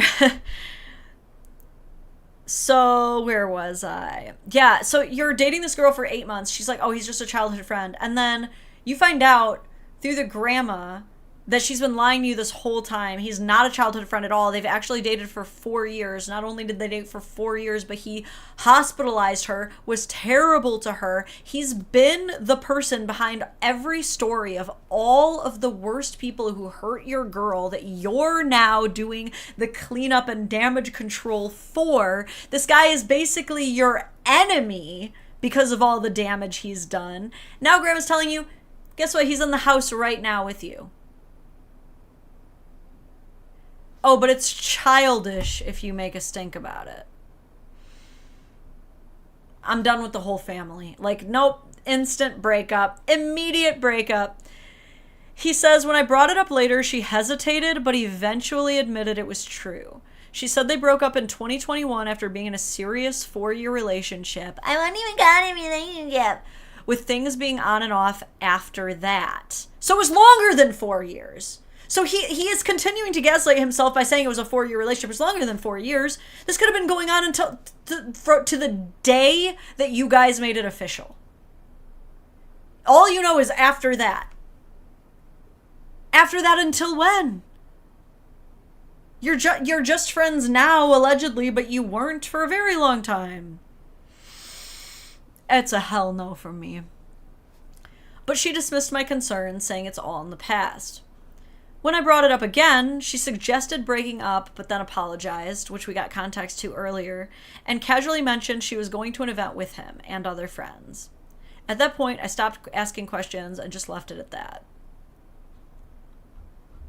And that's when she texts, he says, noticing a shift in her behavior. So there's some updates, but unfortunately this guy is cooked because his very last comment as of 2 days ago was, I don't think I deserve better. I'm an idiot. I have to suffer and suffer over and over again because that's all I've ever been good for. Relationships are all pointless. I'm done with this. Dude, this woman was single-handedly this man's villain origin story. Or potentially his MGTOW origin story. This is how a lot of men truly are just get tapped out of the game, dude. This is why a lot of guys are just like, nope, don't do relationships, don't talk to women, don't even help women at the grocery store, just stay in my own lane and don't do nothing. The villain origin story comes in hard with relationships like this because 8 months is a long time to waste on a gaslighting abuser, let me tell you. And like, it would at least be nice if we got some follow through of him being like, I'm going to keep standing up for myself and I'm going to demand accountability. But no, he literally just like rolled over and he's just going to absolutely keep taking it in the butt while she keeps hanging out with her friend. So this is what a nice girl looks like, because to everybody else on the outside, like, she's a nice girl and she's doing everything right. And like, she doesn't do anything wrong. Bad things just happen to her. People just get an attitude with her. People just act childish and insecure with her for no reason. It's nothing she did. It's just that all of these other people in her life are problematic. I'm sorry, but after this, like, I'm having serious doubts about if this man actually caused any anxiety for her, or if she just used him as her scapegoat for all of the other problems that she was causing herself by lying. And because, you know, I'll tell you this, you know what causes a lot of anxiety? Trying to keep up with lies. That's gonna give you anxiety. It's so funny to me how many times, like, I'll hear people who I know are doing things wrong and they're like, well, I have anxiety. It's like, maybe because you're doing something wrong. I saw this so much when I was investigating the Other Woman Network, the group of women who cheat on their husbands, basically. Hold on, I gotta read this before it disappears. Yep, I judge potential dating material by her relationship with her family. If she doesn't speak... Oh, damn it. I'm so sorry, Flamethrower. The cheers go away so fast. If you can copy and paste it. But... oh, God. Now I forgot where I was. There's got to be a better way with these Twitch things. I got to find a way to, like, make them actually stay. Or maybe I'll do, like, a pop-up window for Twitch in future streams so that I'll be able to, like, get back to them and I don't have to always, like, lose my train of thought trying to keep up with them. Here we go. I judge potential dating material by her relationship with her family. If she doesn't speak fondly or at least respectfully of her parents, then I'm not interested. If she'll trash them, she'll trash anyone. That's a tough one, though, because people do be having terrible parents. Some people have some awful parents, and it's like...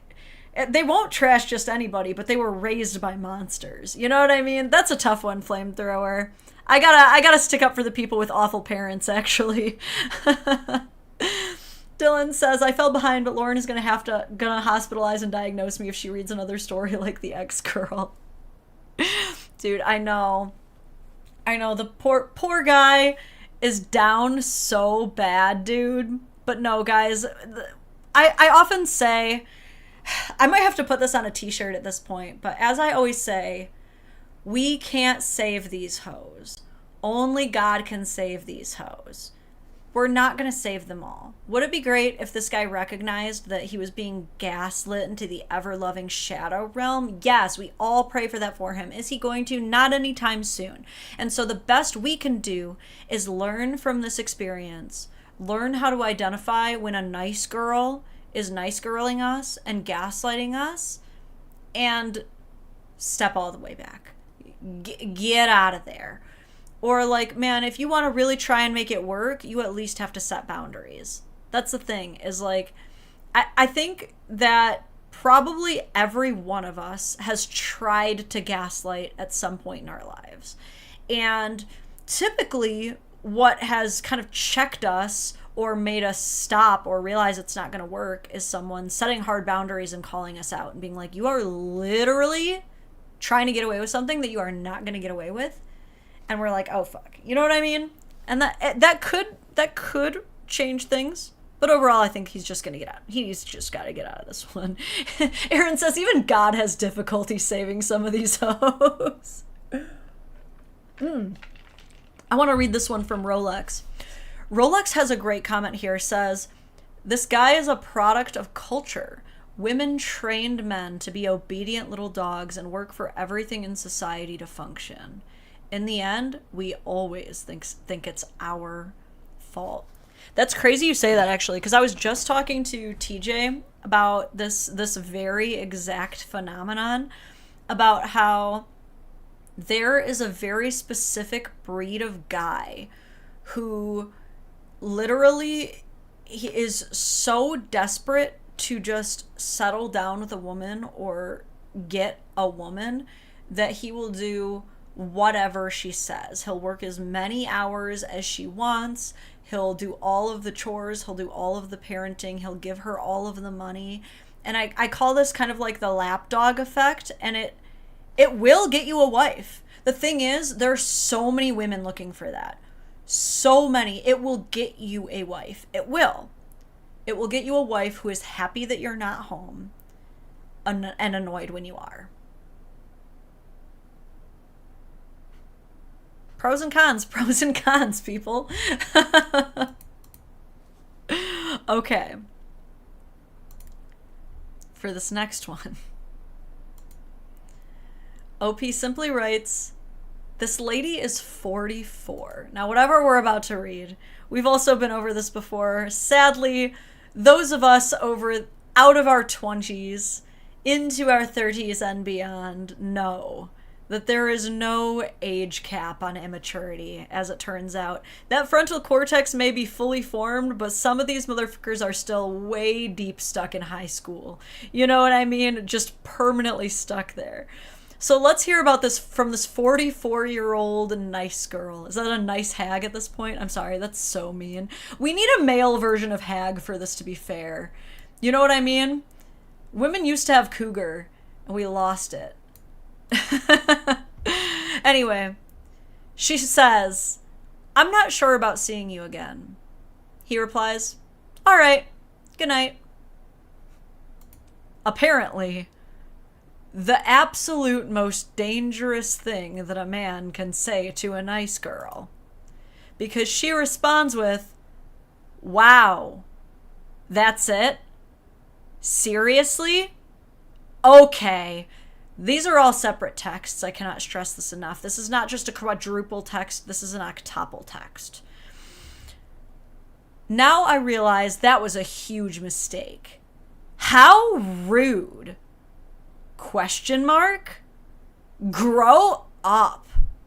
You just pissed me off and I never get mad. I cannot stress enough that literally all this man has said is, "All right, good night." Now to spell this out to you, what you're supposed to do in order to not experience the vendetta of a nice hag is you're supposed to fight for her. Once rejected, you're apparently supposed to not accept that rejection, even though you know that not accepting a rejection is a way to speed run going to jail. To a nice girl, you're supposed to take that risk to appease her narcissistic ego. It's simple. Samantha, I didn't miss that. Says, "It's snowing here. Oliver is enthralled." Yes, kids love the snow. Kids can't even feel the snow. That's what's nice about being a kid. I wish I could go back to the times where like I couldn't feel temperature and the only time I could feel pain is if a parent reacted very dramatically, but otherwise I was fine. Those were the days back when you always had a massive skin knee that was like an all brown scab that if you peeled it, it would just bleed for days. Ah, to be a child. This isn't the last from Nice Hag, though. Then she goes, after all of that, you just pissed me off, goes, "Sorry for being rude. I wasn't feeling good. So you should be excused by now. Don't be immature and ignore me. I can get any guy I want. I don't even need you. My uncle is the old governor here and worked for the embassy. My family has power. You are nothing. Goodbye. So don't come back to redacted." Man, it's amazing how if you simply tell a nice girl, "It's okay if you don't like me," and then stop responding, you can get hit with every single line in the book. You'll get the, "Wow, I didn't even like you anyway. I wasn't even interested in you anyway. Who do you even think you are?" Followed by the immediate switch up of, "Maybe I still have a shot if I'm kind of nice. Never mind, he didn't accept my apology. And so I have to pull the "I can get any guy I want" card. That's always a classic. The old try to tap on any kind of raw nerve of insecurity you might have. "Oh wait, you don't like me, so that's working? Okay, then I'm going to threaten you with a power dynamic. You don't even know who I am. Oh, that's not working? Okay, then I'm just going to do a false threat of actually stopping to talk to you, but what are the odds that's actually their last communication?" Damn. That's so crazy, because what this means is that from the jump, her entire message of saying, "I'm not sure about seeing you again," was just a test from the beginning. She wasn't even like being sincere, because if this was a sincere message of trying to gently let someone down, they would just be like, "You too," or maybe not even reply at all, and they could just go their separate ways. But that's not what happened. So what that tells me is that this whole move here, "I'm not sure about seeing you again," was another one of those relationship tests. And like, especially knowing the age, there are a lot of like post-divorce women who are still so bitter from their divorce, some of them rightfully so, who now have like this laundry list of things like, this is what I need to see, this is what I will absolutely not accept, like I know what I want now, I will not repeat history and get stuck with that situation again. There's a lot of people like that, but like I feel like she was trying to basically be like, I'm not going to be able to tell if he's going to be worth it unless he fights for me, unless he gives me a reason to prove himself, shows that I should have a reason to be sure about seeing him again. And then she was pissed that he wasn't willing to put in the effort. And that's so interesting to me, because it's like, just say what you want. You know what I mean? Be like, hey, I'm interested in you, but I want to know if you're serious about these things. You're probably going to have more engagement. But if you're like, I don't know if I want to see you again, like, guys are rejected so left and right that like he's just going to accept that. That's what he's supposed to do. Why do women think insulting us and playing girl boss is going to make us come to them? At what point does it click for them? Dude, I think that's such a fascinating, interesting thing, is and call it the patriarchy. I'm sure there's some patriarchal explanation for all of this, but I think a lot of it comes from a feminist resentment that in that way we're still not equal, and maybe they think it's unfair. So like, and it's true, we're not equal in that way, and I don't necessarily know if it's a bad thing, and I don't know why they necessarily think it's a bad thing inherently, but there's a difference in the fact that when a man has power and money and a big career, he is immediately more respected and even has more social and sexual currency. I promise I'll read this in a second, Doom for Zombies, and also thank you. But it, and this man, once he acquires enough money to have that stability and that social currency, then he can get so many more women. He has access to so many more women who would not ordinarily be interested in him. I hate to say it, you can call that like red pill logic if you want. I don't subscribe to the red pill or anything, but I know this to inherently be true. Argue with me if you want, but this is the reality I've observed throughout my entire life. Now, women, unfortunately, when we grow in our careers and get as much money as we want, it doesn't necessarily expand our dating pool at all. It doesn't make men who are already successful or handsome or jacked any more attracted to us at all. It doesn't really like get us much more in the dating market. In fact, it actually kind of limits our options, because we as women, we shame each other very deeply when we're dating a man who earns less than us, for example. I'm not saying I necessarily participate in that culture, but it exists whether we like it or not. That's the reality. Is our girlfriends will often be like, oh my god, like, you're really dating this bum who, like, you're paying more of the bills? That's disgusting. And so now these very well-paid women are having to look for this 1% of men earning all this money so that they can date them, but this 1% of men has all this massive access to all these other women who don't have money but are what they're looking for. You know what I'm saying? It's really interesting in that dynamic. It's not equal because of the dynamics we both put onto it. Like, men just don't care if you have money, so it's not going to help in the dating market, you know? And women, we care. We consistently care if men have money. And so that's always going to limit us in the dating market until we start getting ready to step up and do what men have done and put our necks on the line to potentially have them leave us, and we have to pay them child support and alimony. You know, we won't have the same expansive dating market. Isn't that crazy to think about? But it's true, you know? It is happening more and more, and the more that it does happen and women are dating men who don't make as much as them, they're starting to understand the male experience a little bit more. And that's kind of a good thing.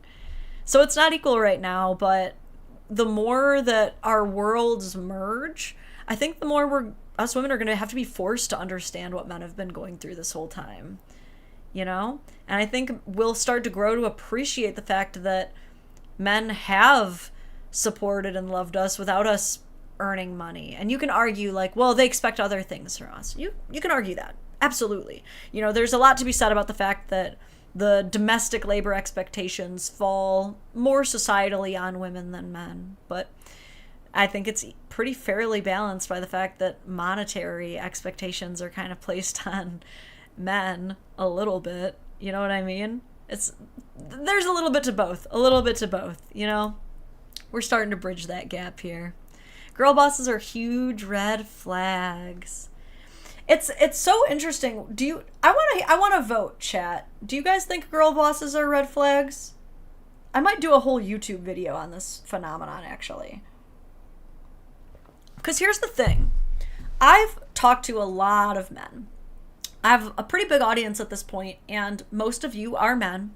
Way goes when you have the channel, The Dadvocate, you're just gonna appeal to more men. That's just the way it is. But shout out to all my ladies, my ladyvocates, ladvocates. Nah, that's not the way. I'll just call you my ladies and my non-binary folks. You know, I know there's some of you out there, but yeah, it's I talked to a lot of men, and the men that I've spoken to, very, very few of them would be upset if their partner made more money than them.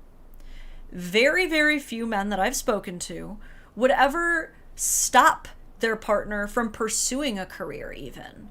The grand majority of men that I have spoken to have no problem with their woman having a career, working, having a life for herself, having independence, having hobbies of her own, earning her own money.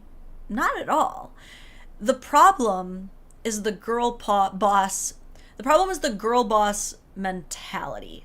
It's the girl boss attitude that is the biggest deterrent, because it's almost too aggressive and hostile.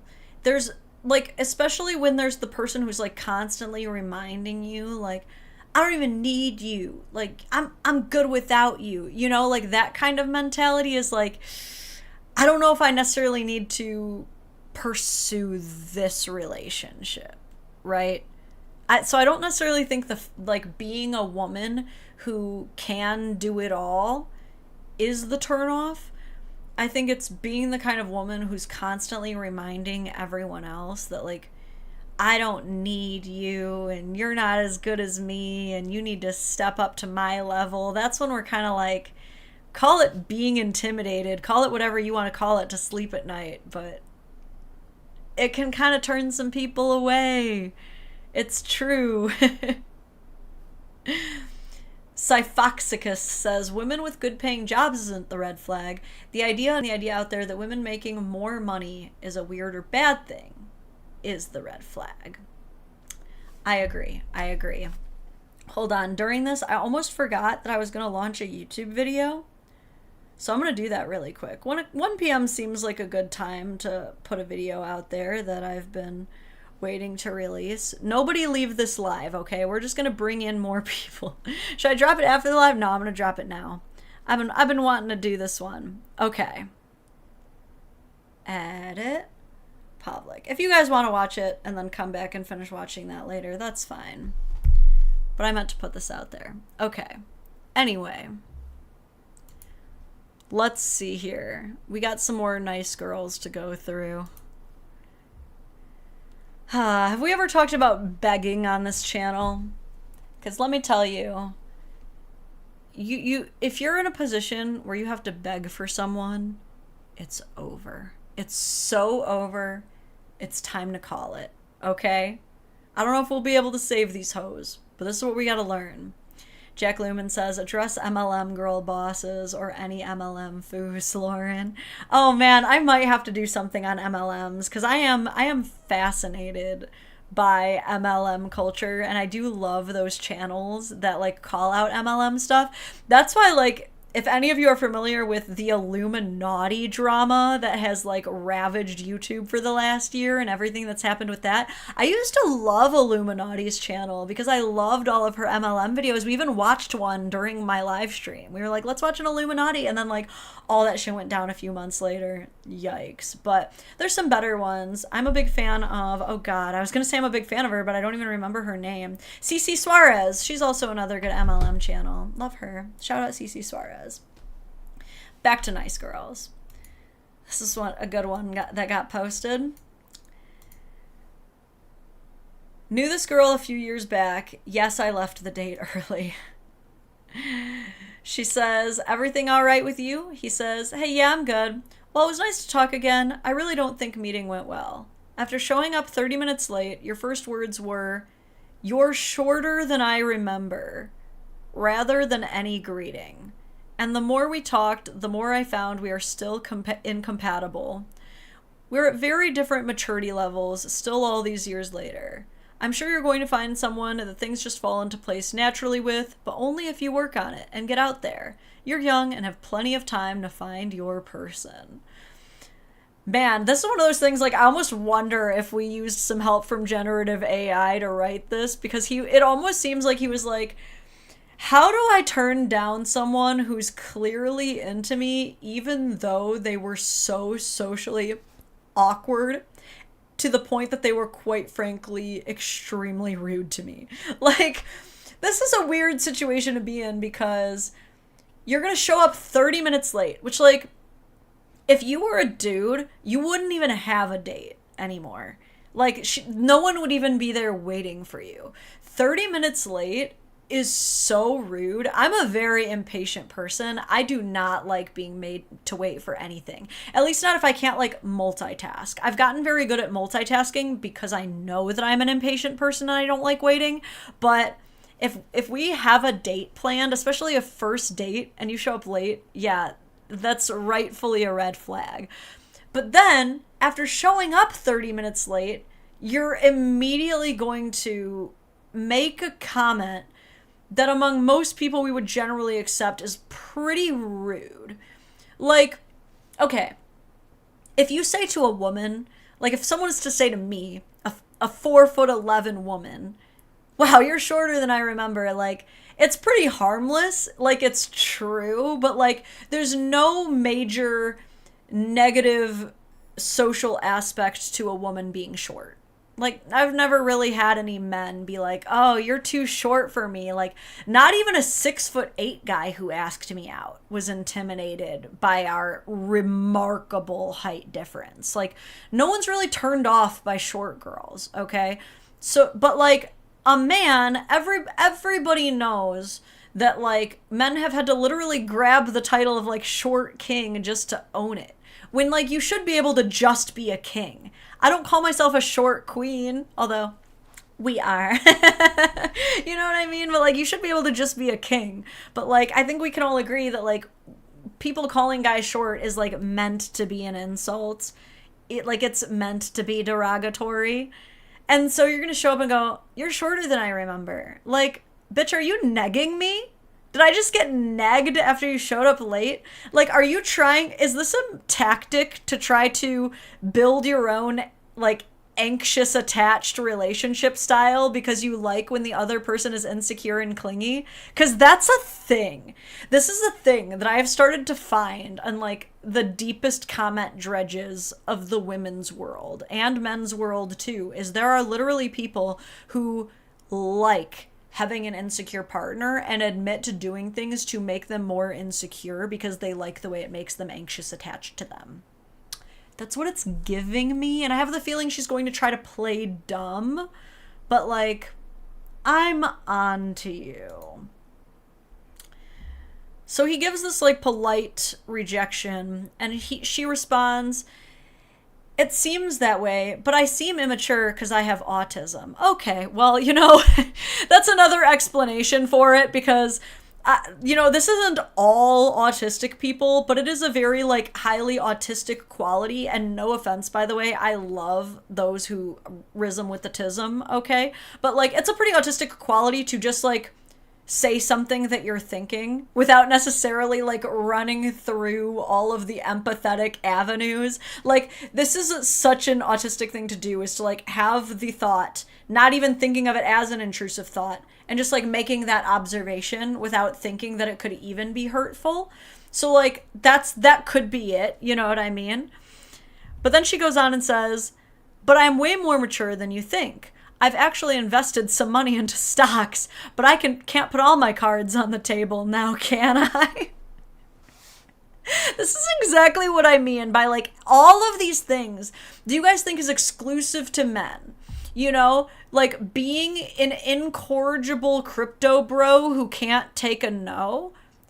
Not exclusive to men, as it turns out, because she's going to try to be like, I take your semi-harsh but firm rejection, and I will try to sell you on why that shouldn't be the case. It's not that I'm immature, okay? You're just being ableist. I'm very mature. I have stonks, okay? You can tell that I am a good dating partner because I stonk. What? And what's crazy though is I know that there are dudes who have tried to use this. Like when a woman is like, oh, I'm sorry, you just like came across a little bit childish. I'm sure that there are dudes who have been like, oh, no, I'm not childish at all. I actually listen to a lot of intellectual scholars. For example, I'm subscribed to the Joe Rogan podcast, and I've invested a ton in Asscoin this month. Like, I know there's a bit of both, okay? I love that one guy says, I love short people, perfect size for hugging. We're also great, like, arm rests, if you need one. I'm good at being an adult. I stonk. I said stonk, not stalk. But I hope no one takes that out of context. To be honest, adults do gotta stalk a little bit. At least, like the liberal stalk. The checking in on things stalk, you know? Anyway, she goes on. He's still being extremely polite and says, that's good. Investing is always important for securing a nice future. I more meant immaturity regarding social nuances and relationships, which I find important in deciding a partner. I truly wish you the best as well. Take care. Now here's a fun little social cue to reflect on. Typically, when someone says take care, that means goodbye. And goodbye typically means I would like the conversation to end now, either because I need to or because I want to. But I'm trying to get out of here. She doesn't care. She goes on and says, what I said about your height was never an insult, hon. I liked you that height. Okay, so she's trying to do like some damage control. She's basically like, I wasn't trying to be an asshole. Like, I just say things. She says, and statistics say men mature at the age of 43. And I'm never disrespectful. Okay, I'm sorry, no one can say I'm never disrespectful. No one can say that. You know me, I don't like empiricals. Even my daughter caught me the other day saying never, and she said, Mom, you said not to say never. And I'm like, you're right, I did say that. I'm glad that my kids pick up on that, because I always tell my kids, don't say always or never, because 99% of the chance you're lying. Very rarely are things ever always or never. So I'm always suspicious of people who are like, I'm never rude. I never do this. Like, that's exactly what someone who's disrespectful would say. But I'm never disrespectful. And speaking about maturity in relationships, arguments are normal, but there's solutions for them. For example, you don't like how I greeted you. Could have said something in person. We're all learning here. I own up to my mistake of greeting you with that phrase. I should have said, hey, how you been? Instead of that. Okay, so we're like taking some accountability, but we're also, the reason that this is falling into nice girl territory is because she's not giving up. Like, she's not accepting it. Thank you for another 100 sec, my friend. Oh my god, barbecue for the win says. I got a friend who's like 6'1" in freedom units. Skinny, nerdy, WH40K. I don't know what that means. His own words, despises women, also got the tism. Most popular among the girls in my friend group. More sec for the dads. Wait, I'm curious. He despises women? That's bad. Has anybody oh, Warhammer. Okay, Warhammer 40K. Has anybody like tried talking to him about this? Because I've gotten a lot of messages from men who have watched my channel and have kind of reached out to me and been very vulnerable and mentioned that like they've worked through their hatred of women watching my channel and hearing me talk about like, you know, just constantly stressing like, you know, I'll show you guys some extreme scenarios sometimes, but like this is not all women. Like the reason this is funny and crazy is because this is so rare. You know what I mean? We gotta work through that. Zomad Barbecue for the Win also says, quote unquote, I never cheat. You know, that is kind of a weird thing to say. I think I've never cheated is better. Anyway, after she throws some statistics at him, hoping that that'll secure the dick bag, he says, I did address it in the most polite way I could. I made a joke. Oh, you thought I was 6'3"? And you just awkwardly said, yeah. Okay, so I'm really like painting the scene here, okay? So they like met at one time and then they're reconnecting after many years to try and go on a date. She shows up late. As soon as she shows up, she goes, you're shorter than I remember. And he's like, oh, you thought I was 6'3"? And she just goes, huh, yeah. So wait, did you like his height, or you honestly thought he was going to be taller and you just can't hide your disappointment? What is the reality here? Because it seems like now you're also gaslighting him. He says, yes, you're right. Statistically, women are supposed to develop or mature socially earlier than men. As I said, I think we're at different stages for sure. She says, people have flaws though. Sure. And aren't relationships supposed to be about working on each other together and growing together? Yeah, once you're actually in a relationship, if you go on a first date and it's ass, that doesn't mean they're obligated to completely change everything and deal with things they already can't deal with you on day one. Dude, this is prime nice girl right here. He points this out and says, we have met up once, and it went terrible. Yeah, everyone should hopefully find their special someone to build with. She says, yeah, I think if open up to me, you'll see how respectful I am. Please give me a chance. He says, someone who has to try to convince me how nice they are have typically not been nice people. I mean, yeah, you shouldn't have to... No, I'm a nice guy. Like, why do you have to sell me on that? She says, I recall you saying I was nice, and your height is adorable. Then she says, my meanness is my way of flirting, and usually I'm something myself.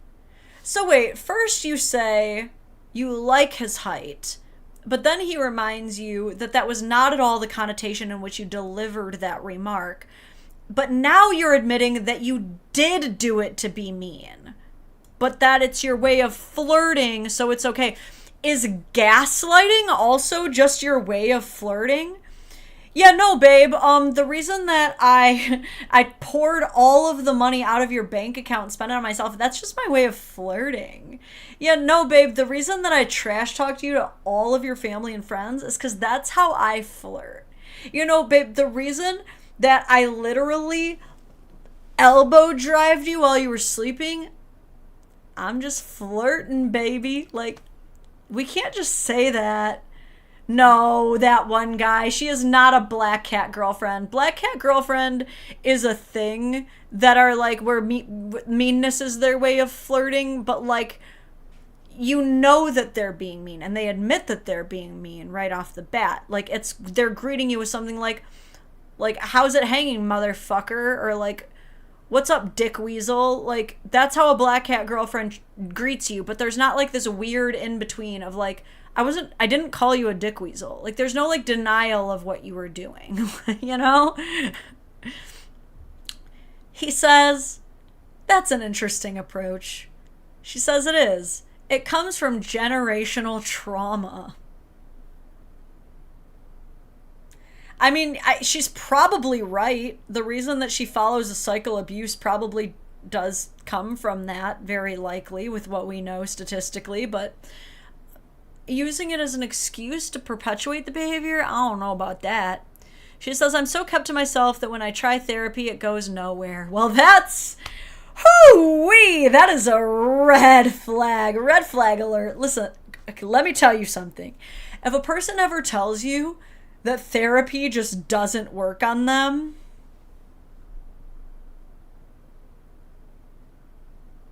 that's kind of scary. Like, I've heard of people saying, like, you know, therapy just doesn't really, like, work for me. I don't really get as much out of it as I get, like, through these things. That's one thing, but, like, the fact that you're not getting anything, like, you are aware that you are a flawed individual, but you can't seem to find a solution is kind of scary.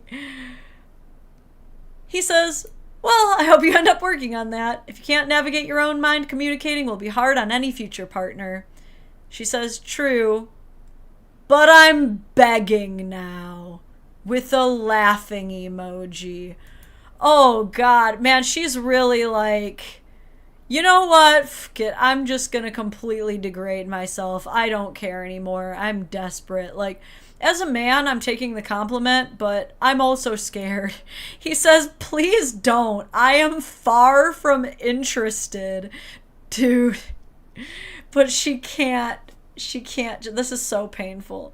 She says, are you sure about that? My ex said I was a good girlfriend. Obviously not that good because they're your ex. So that's not the flex you think it is. He says, that's reassuring, but I'm still not interested.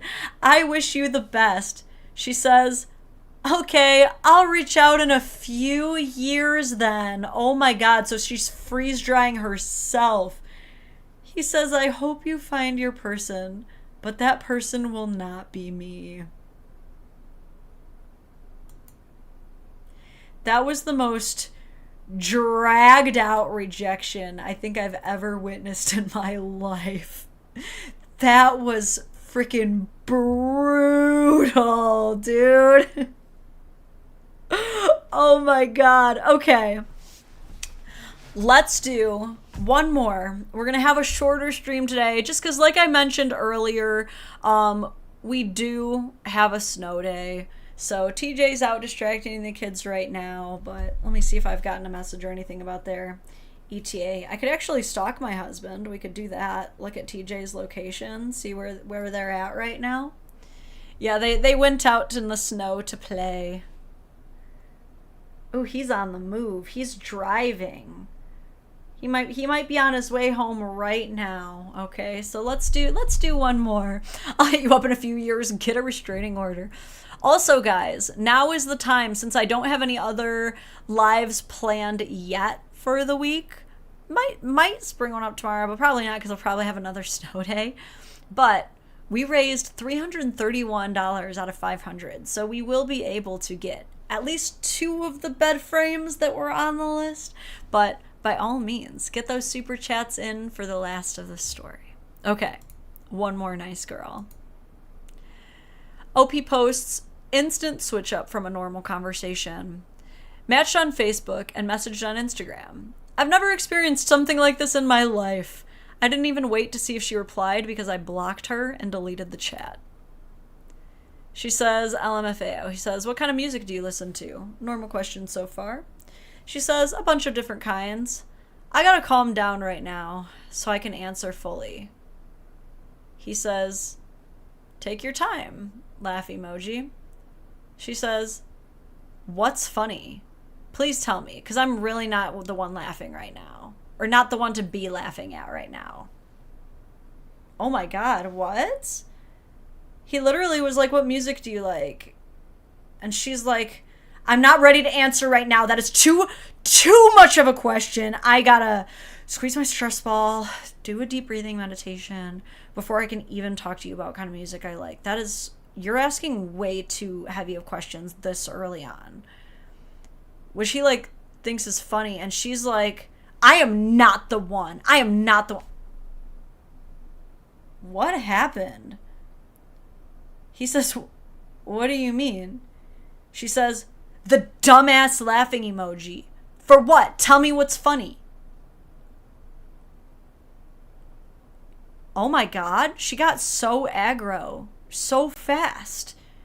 He says, it was just an emoji I used to punctuate sentences. I wasn't literally laughing. She says, can you not punctuate normally? I mean, we can see that he can, so you're just being an asshole. He says, I mean, a lot of people will substitute punctuation for emojis if they fit the situation, and they're not always literal. They can imply how someone would have said something that they said in person. She says, don't answer my question. Read it again. He says, I can and do normally, yes. Then do it. He says, do you just not like emojis?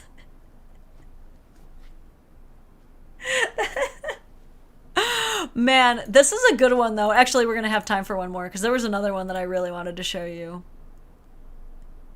Oh, yeah, this is the one we definitely got to close out with.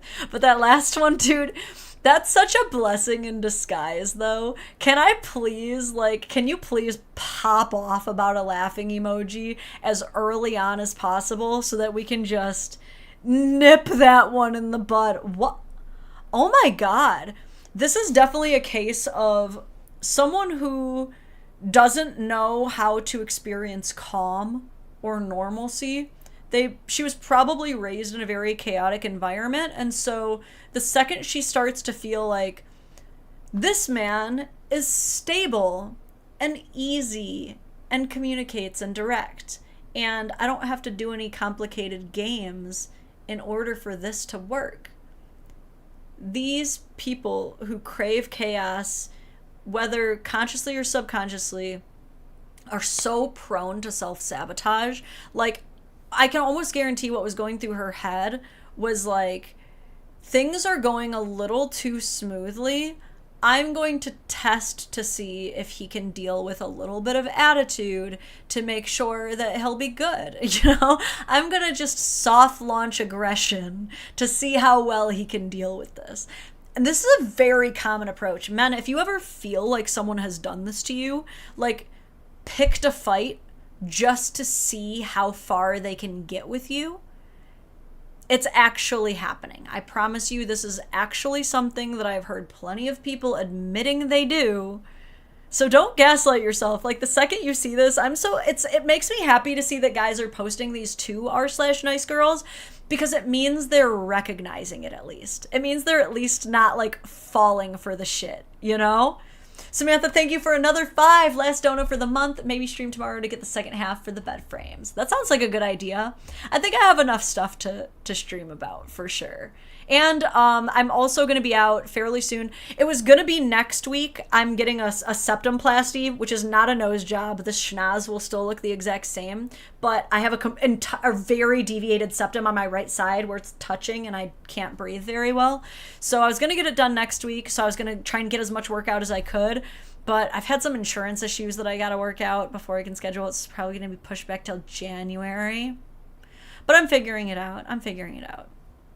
So this next one, this final one of the day, final nice girl of the day, says, I swapped Instagrams with her for 5 minutes after matching on Hinge, so of course I follow a lot of women. Then she stalked my following? She says, do you even like Latinas, sir? Your following popped up in my recommendation. First of all, not how that works. Not at all how that works. Like, there's a lot of things that will pop up in a recommendation, reels that people might think are funny, friends you might have in common. There is not a social media platform out there where these platforms are recommending you look at someone's following. That's not a thing. The only way to see someone's following is to go to their following and to go through it. but nice try, I guess. She says, and damn shit, I ain't even tear emoji. None of what they look like or ethical background. Based on her upsetness that he's not following enough Latinas, I am assuming she meant to say ethnical. Thank you so much, Tiberian, for the super chat. Thank you so much for the 10. We are doing work. Says, thanks for the stream. I mailed you the underrated. Just wondering if you got it. There's been a few that I haven't responded to. So I probably did, but I might not have read it yet. Dragon Stalin, back with another big 50. Our biggest donor of the day. Dragon Stalin, 1001. Or maybe a really long lol. Lauren, where are the stories of the nice girls? These are just normal women's stories of modern women on the dating scene today. No, that's exactly what I'm trying to not say. Is that your common experience? Because that's terrible. Fellas, tell me, is this your common experience? Because I will say, but this is the scary part. I want to say none of my friends would act like that, but I might end up sounding like one of those enabling mothers. Like, my friends would never do that. But the reality is, like, your friends aren't going to show you the cringiest things they do. So I would really like to think they don't. My friends don't seem this bad. But I guess that couldn't be true. In my experience, I don't know any women who do this, but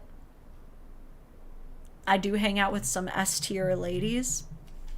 Oh shit, my doctor's calling. I'll have to call them back. Probably to reschedule my septumplasty. Extremely common. Okay, guys, please don't get scared out of the dating world, all right? Just because these women exist doesn't mean this is unnavigatable, okay? Anyway, he asks, wait, what does being Latina have to do with me being trapped in a basement? I don't know what... The former context of this conversation has been omitted. Is this some kind of ritual I'm not aware of? What the context I am getting from this is that he's just trying to be funny about what is clearly weirdo behavior. He says, what do you mean? She says, nothing.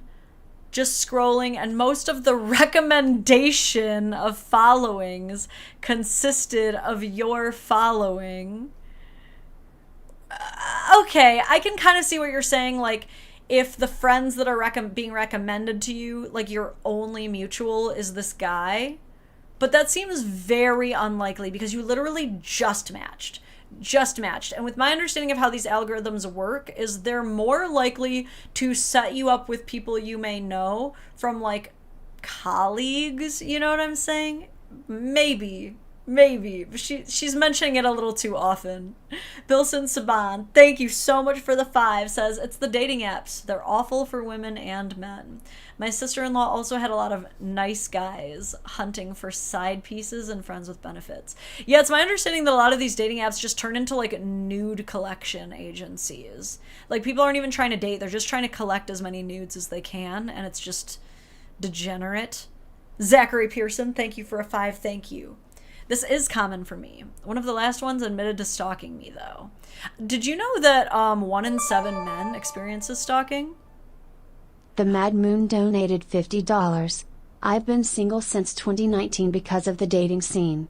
As a single dad of 34, I can absolutely say unless the lady falls into my lap or picks me, I'm done dating. Thank you so much for the generous dono. You must have used the Twitch donate link. Not many people like check that, but to those of you who are on Twitch, all 31 of you, there is a donate button, and that one is the last one left that still reads the chat out loud. Actually, I almost forgot that existed. I gotta edit the font size on a lot of that one, but oh man, that, you know what though? I don't blame you. I don't blame people. I think it's so incredibly healthy to focus on yourself, learn to genuinely enjoy being single. And then if something falls in your lap, take care of it. But it is stressful to keep putting yourself out there, especially when you're the man, because it's an investment every time. Yes, for women, it's a time investment and a getting ready investment, but like men also have those investments on top of the fiscal burden. You know what I mean? It's a lot. It's a lot to ask men to keep getting out there and doing, you know? Oh yeah. And if you want links to some of the wish lists that I have, if you want to sponsor buying one of these, email lauren@dadvocate.net with the subject line sponsor, and I can send you one. I can hook you up with another single dad. That's That's gonna get clipped. That's what I meant by the dadvocate, is I'm trying to get you all to be gay and bone other dads. That's hilarious. Okay, let's get back to this. Just scrolling, and most of the recommendation of followings consisted of your following. And damn, you follow a whole lot of women, might I say. He says, I don't really look through my following before, and look at that. Which, like, fair enough. I personally have never audited my own following list to make sure that it's up to anyone's standards myself. She says, I don't really care, to be honest. Which is a lie, because it seems pretty clear that she cares. Lauren doing the bear hookups. You know what? I can and I will. Daddy dating starts now. She says, unless if it was my partner, then I would give a damn. But since I don't have one, no need for me to trip. The passive-aggressive nature of this. He says, I don't know. Me no have partner. I'm chillin' right now. Should I quit my job? He seems kind of like just like a goofy dude. Just like not really taking any of this too serious. She says, I'd be concerned if you did. But then says, oh, I think she might be concerned if you did to having a partner. This is so weird. She's like, I don't care, but I'd be upset if you were dating anybody. But I don't need to trip because I don't have anybody. I'm not worried about it. I'm not worried about it. You're worried about it. Then as far as should I quit my job, she says depends on what you work as. The weird conversation, but he's just trying to flip it.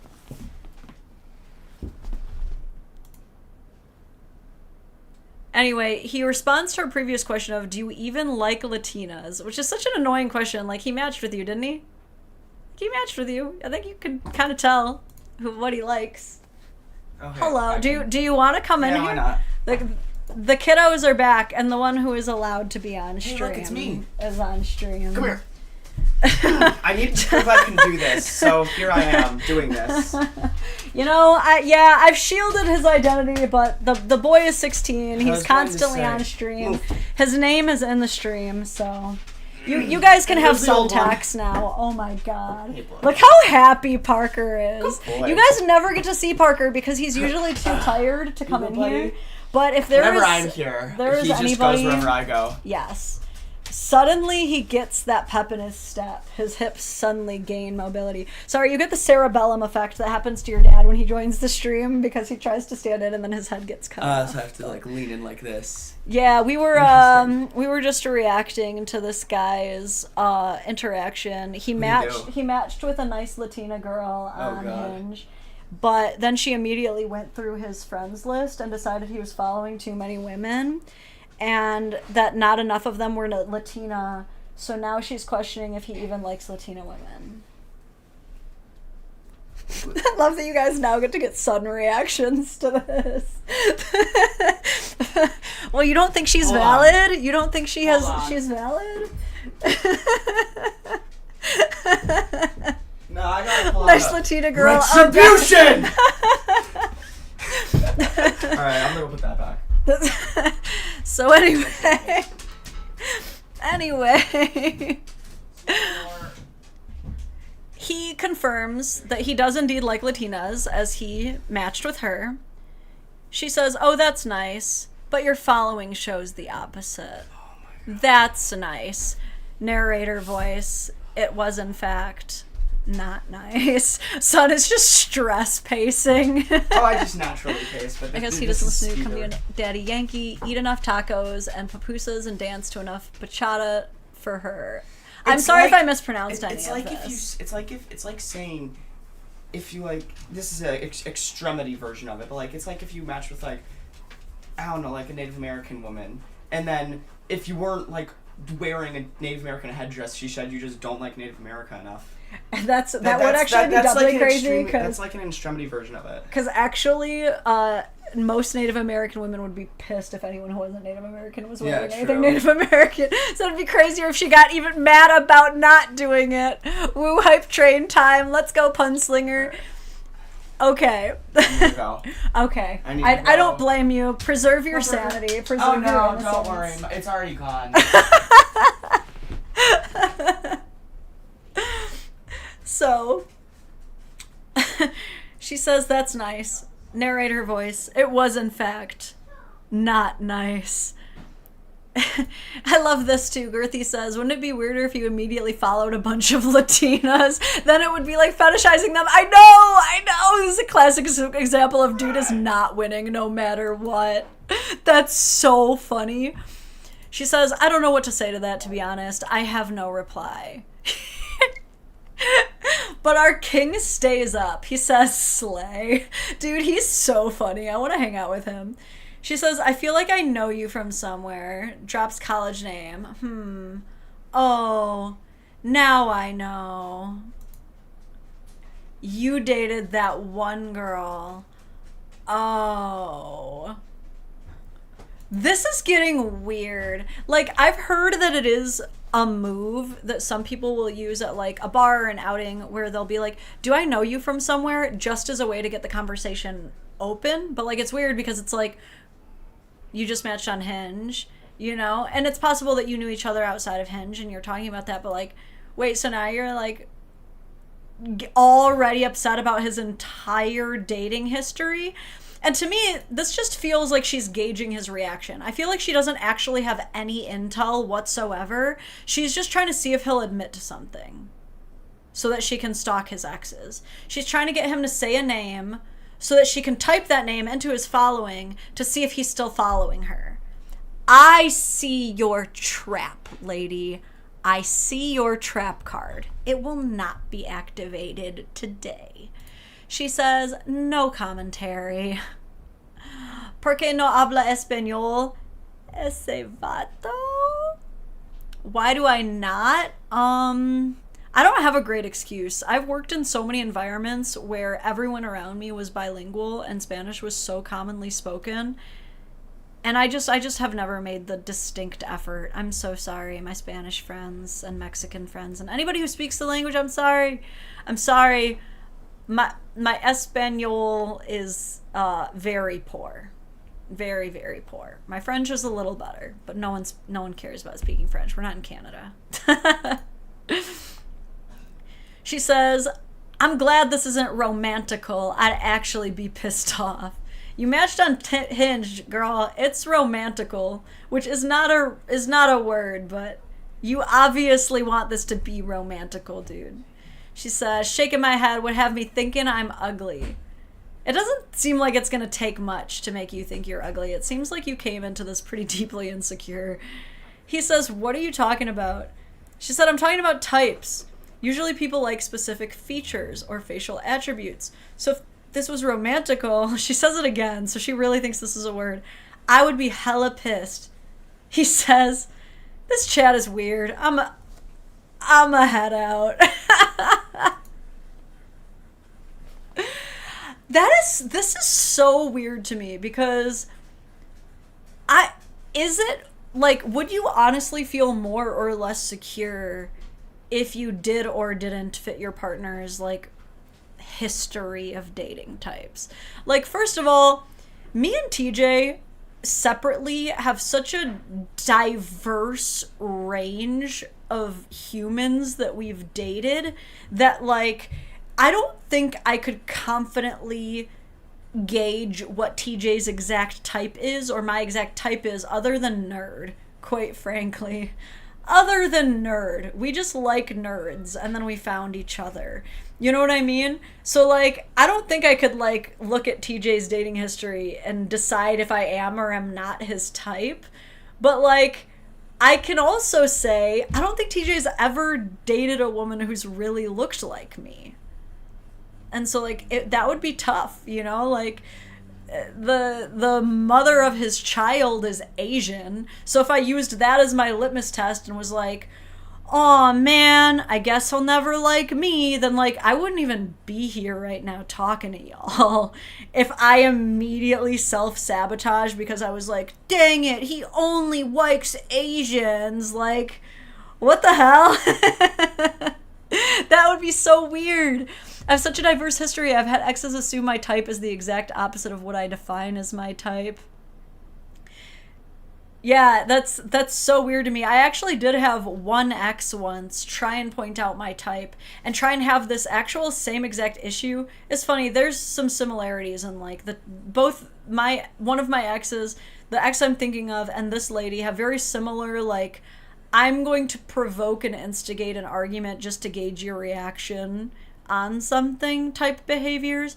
But yes, I seriously once had someone who was like getting on my ass because he wasn't my type or like other guys I've dated. And it's like, I remember thinking the same thing. Like, would it be better for you if everyone I dated looked like you? Like, aren't you glad that you're different than the guys that I've dated? Because the guys that I've dated, I historically haven't stayed with. So you really want to be like them necessarily, you know? It's a weird way to go. But again, what I love about r/nice girls is I get really nervous for you men sometimes because I see how many of you unfortunately seep into symptom. I watch from afar as many of you just like slowly dwindle into resting, staying for the kid's face. I see you guys deal with shit that I think you and I both know y'all should not be putting up with, okay? And sometimes I really fear that there's too many of you I won't be able to save. But then I go to r/nice girls and I see men recognizing red flag, toxic, problematic behavior, calling it out, and encouraging and validating each other for leaving those situations. And I'm like, this is a good thing, you know? On the flip side of the coin, I think the nice guys community has always been a good thing. I think our collective social recognition of the harm in the nice guy phenomenon has done both a lot of good to protect women and to protect men from falling down that rabbit hole or accidentally beginning to develop those kinds of behaviors and attitudes, you know?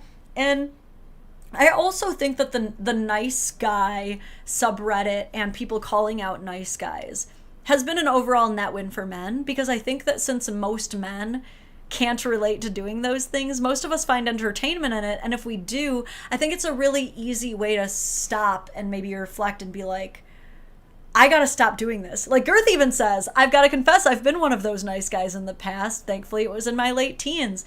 Yeah, I think that this behavior is something that kind of any one of us could be prone to if there weren't these kind of communities of people reaching out kind of as a friend and like showing each other like, hey, we can't be doing this. Like, we are gonna have way healthier relationships and evolve way more as humans if we don't, right? Like, on this subject, T. Lingot Soldier says, my ex got mad when I used the tools she taught me to recognize gaslighting when she was gaslighting me. Oops. She accidentally took herself down there. Oopsie daisy. Many teens are nice guys. Most get over it. Some turn into incels instead. Yeah, I think that's very well said. Just like I think tons of women are super prone to these very antisocial but socially accepted behaviors that I've talked about earlier.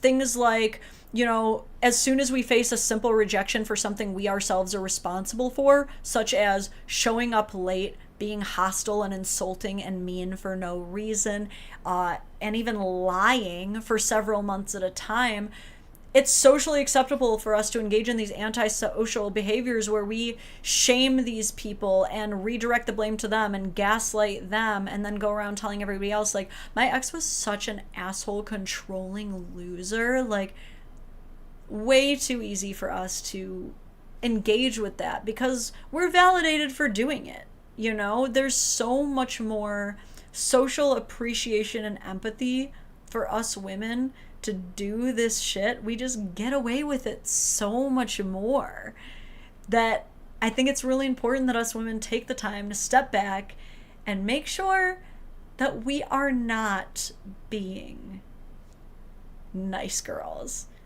because obviously we're not enjoying the nice guys, you know? At the end of the day, you cannot exchange favors or sell people on being with you for a romantic relationship. You cannot threaten people into a romantic relationship. You cannot emotionally manipulate people with things like, well, no one's gonna like you as much as I do, and I didn't even like you that much anyway, you're actually ugly, your way into a real meaningful relationship. And yet some will always persist. So as we always say on the Dadvocate channel, we cannot save these hoes. Only God can save these hoes. Mars, thank you for the dono. I appreciate all you do for us. Thank you so much. Damn, we really did it. I love it. Sunlightback says, I like the social shift. I finally feel it happening. Yeah. The social shift is in full effect. And it's going to be affecting everything. It's going to be affecting all of these changes that we've been needing to see in especially the family court system, which I tend to always drop back to because I'm the Dadvocate, and outside of entertainment and comedy, I also do a lot of legislative involvement in this field. That's my main focus, is on reforming family court. Not so fast. Jesus only saved one. I don't know what AFIA stands for. I'm sorry, during his lifetime. What does that stand for? I should know this. I've read it in so much context. I just kind of breeze over it in my head. As far as I know. That's hilarious. That's true. It's just Lazarus. He was just a one and done guy, huh? He didn't want to raise nobody else? Okay. Keep your secrets. But yeah, it's true. You know, judges are starting to recognize equal shared parenting more and more on their own without even being legally compelled. But also, as we navigate into this new window where, first of all, women are making as much as men, for the most part. There's a lot of arguments about there still being a wage gap, and maybe there's a partial one a little bit, but a lot of studies are showing that about 50% of wives earn as much or more than their husbands. What does that mean? That as many or more wives during divorce are going to be looking at child support and alimony agreements and finally seeing how bad it is, how messed up this whole system is, and maybe they'll finally join in our efforts. You know what I'm saying? Same thing with, you know, and I'll read this in a second, Trooper. And yeah, Girthy, I finally figured it out. Oh, that's very kind, but please don't say I'm saving more people than Jesus. That's a little too blasphemous even for me, and I've ventured into the territory of making fun of religion before. I can't say I did more than Jay Crizzle. That's not very humble of me.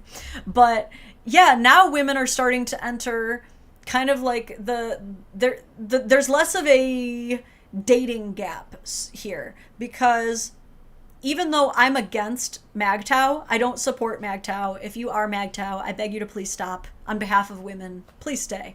I'm opposed to MGTOW. We need each other. But the more men are starting to value having a woman, having a wife, having a family and children, and are more okay with building themselves up, which is something we as women have celebrated, to be fair. We can't really fault men for taking that initiative when that's what we as women have cemented as our leading feminist foundation. As we work on ourselves, we don't hyper focus on husband, family, and kids being the main sources of our value. Men are starting to finally do that now too. Men are also starting to avoid approaching women more as a direct result of things like Me Too and just anti-men sentiment growing more and more throughout society. And so that leaves women in a position of, if we want men, we kind of have to go for it now. More and more. Less and less are men, pursuing women without a dropped handkerchief. We have to at least drop the handkerchief now these days. And so now that women are in these positions of, I guess I actually have to approach men and shoot my own shot, we're starting to see how frustrating certain things can be, and how maybe men might be falling into incel-like behavior or nice guy-like behavior. And it's obviously, no one's really trying to show much empathy here, because once you get to the point where you're just like behaving so toxically, it's kind of like, eh.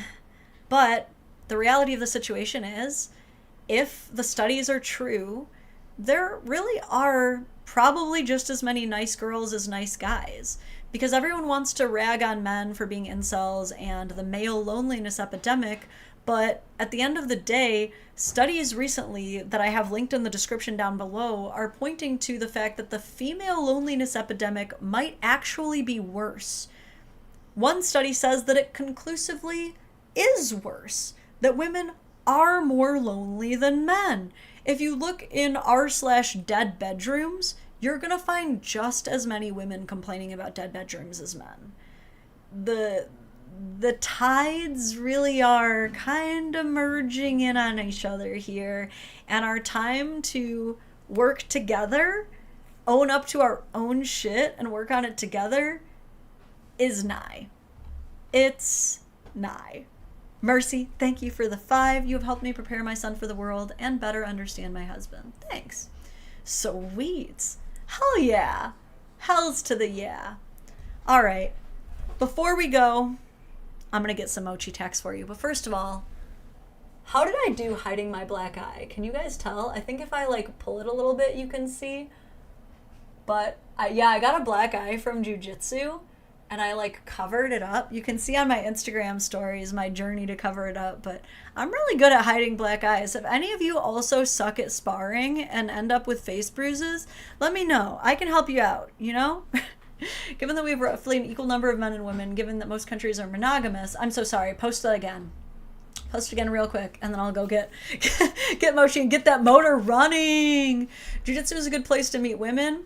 Yes and no. But you have to make sure that it is very clear that that is not why you're there, right? You'll very organically meet women. And I think it's a great place to meet people. Any kind of workout place is a good place to meet people. Run clubs, fitness, boxing. Okay, I finally got it from Vic. Thank you. Given that we have a roughly equal number of men as women, and given that most countries are monogamous, the male loneliness epidemic mathematically necessitates an equal female one. Yeah, that's what I'm saying. And Sun, Sumi, oh my gosh. Wow. Thank you for the 50. Thank you so much. That's so generous. Man, I should just keep streaming till we hit 500, honestly, because we're almost there. Love the insights. Thank you. I try. And Marcus is about to follow up with another 5. Thank you so much. I have a hard time believing men are not wanting intimate time as much as women. It's hard to believe. It's hard to believe.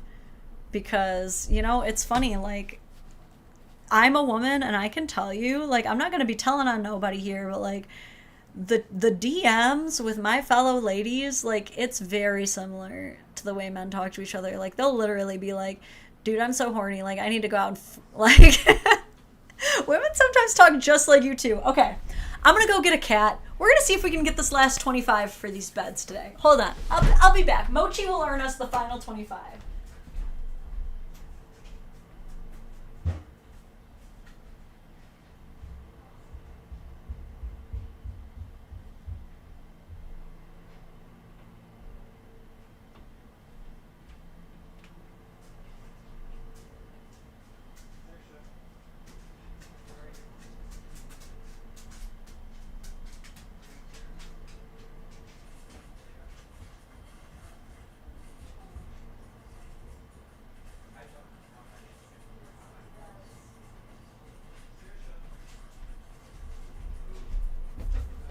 All right.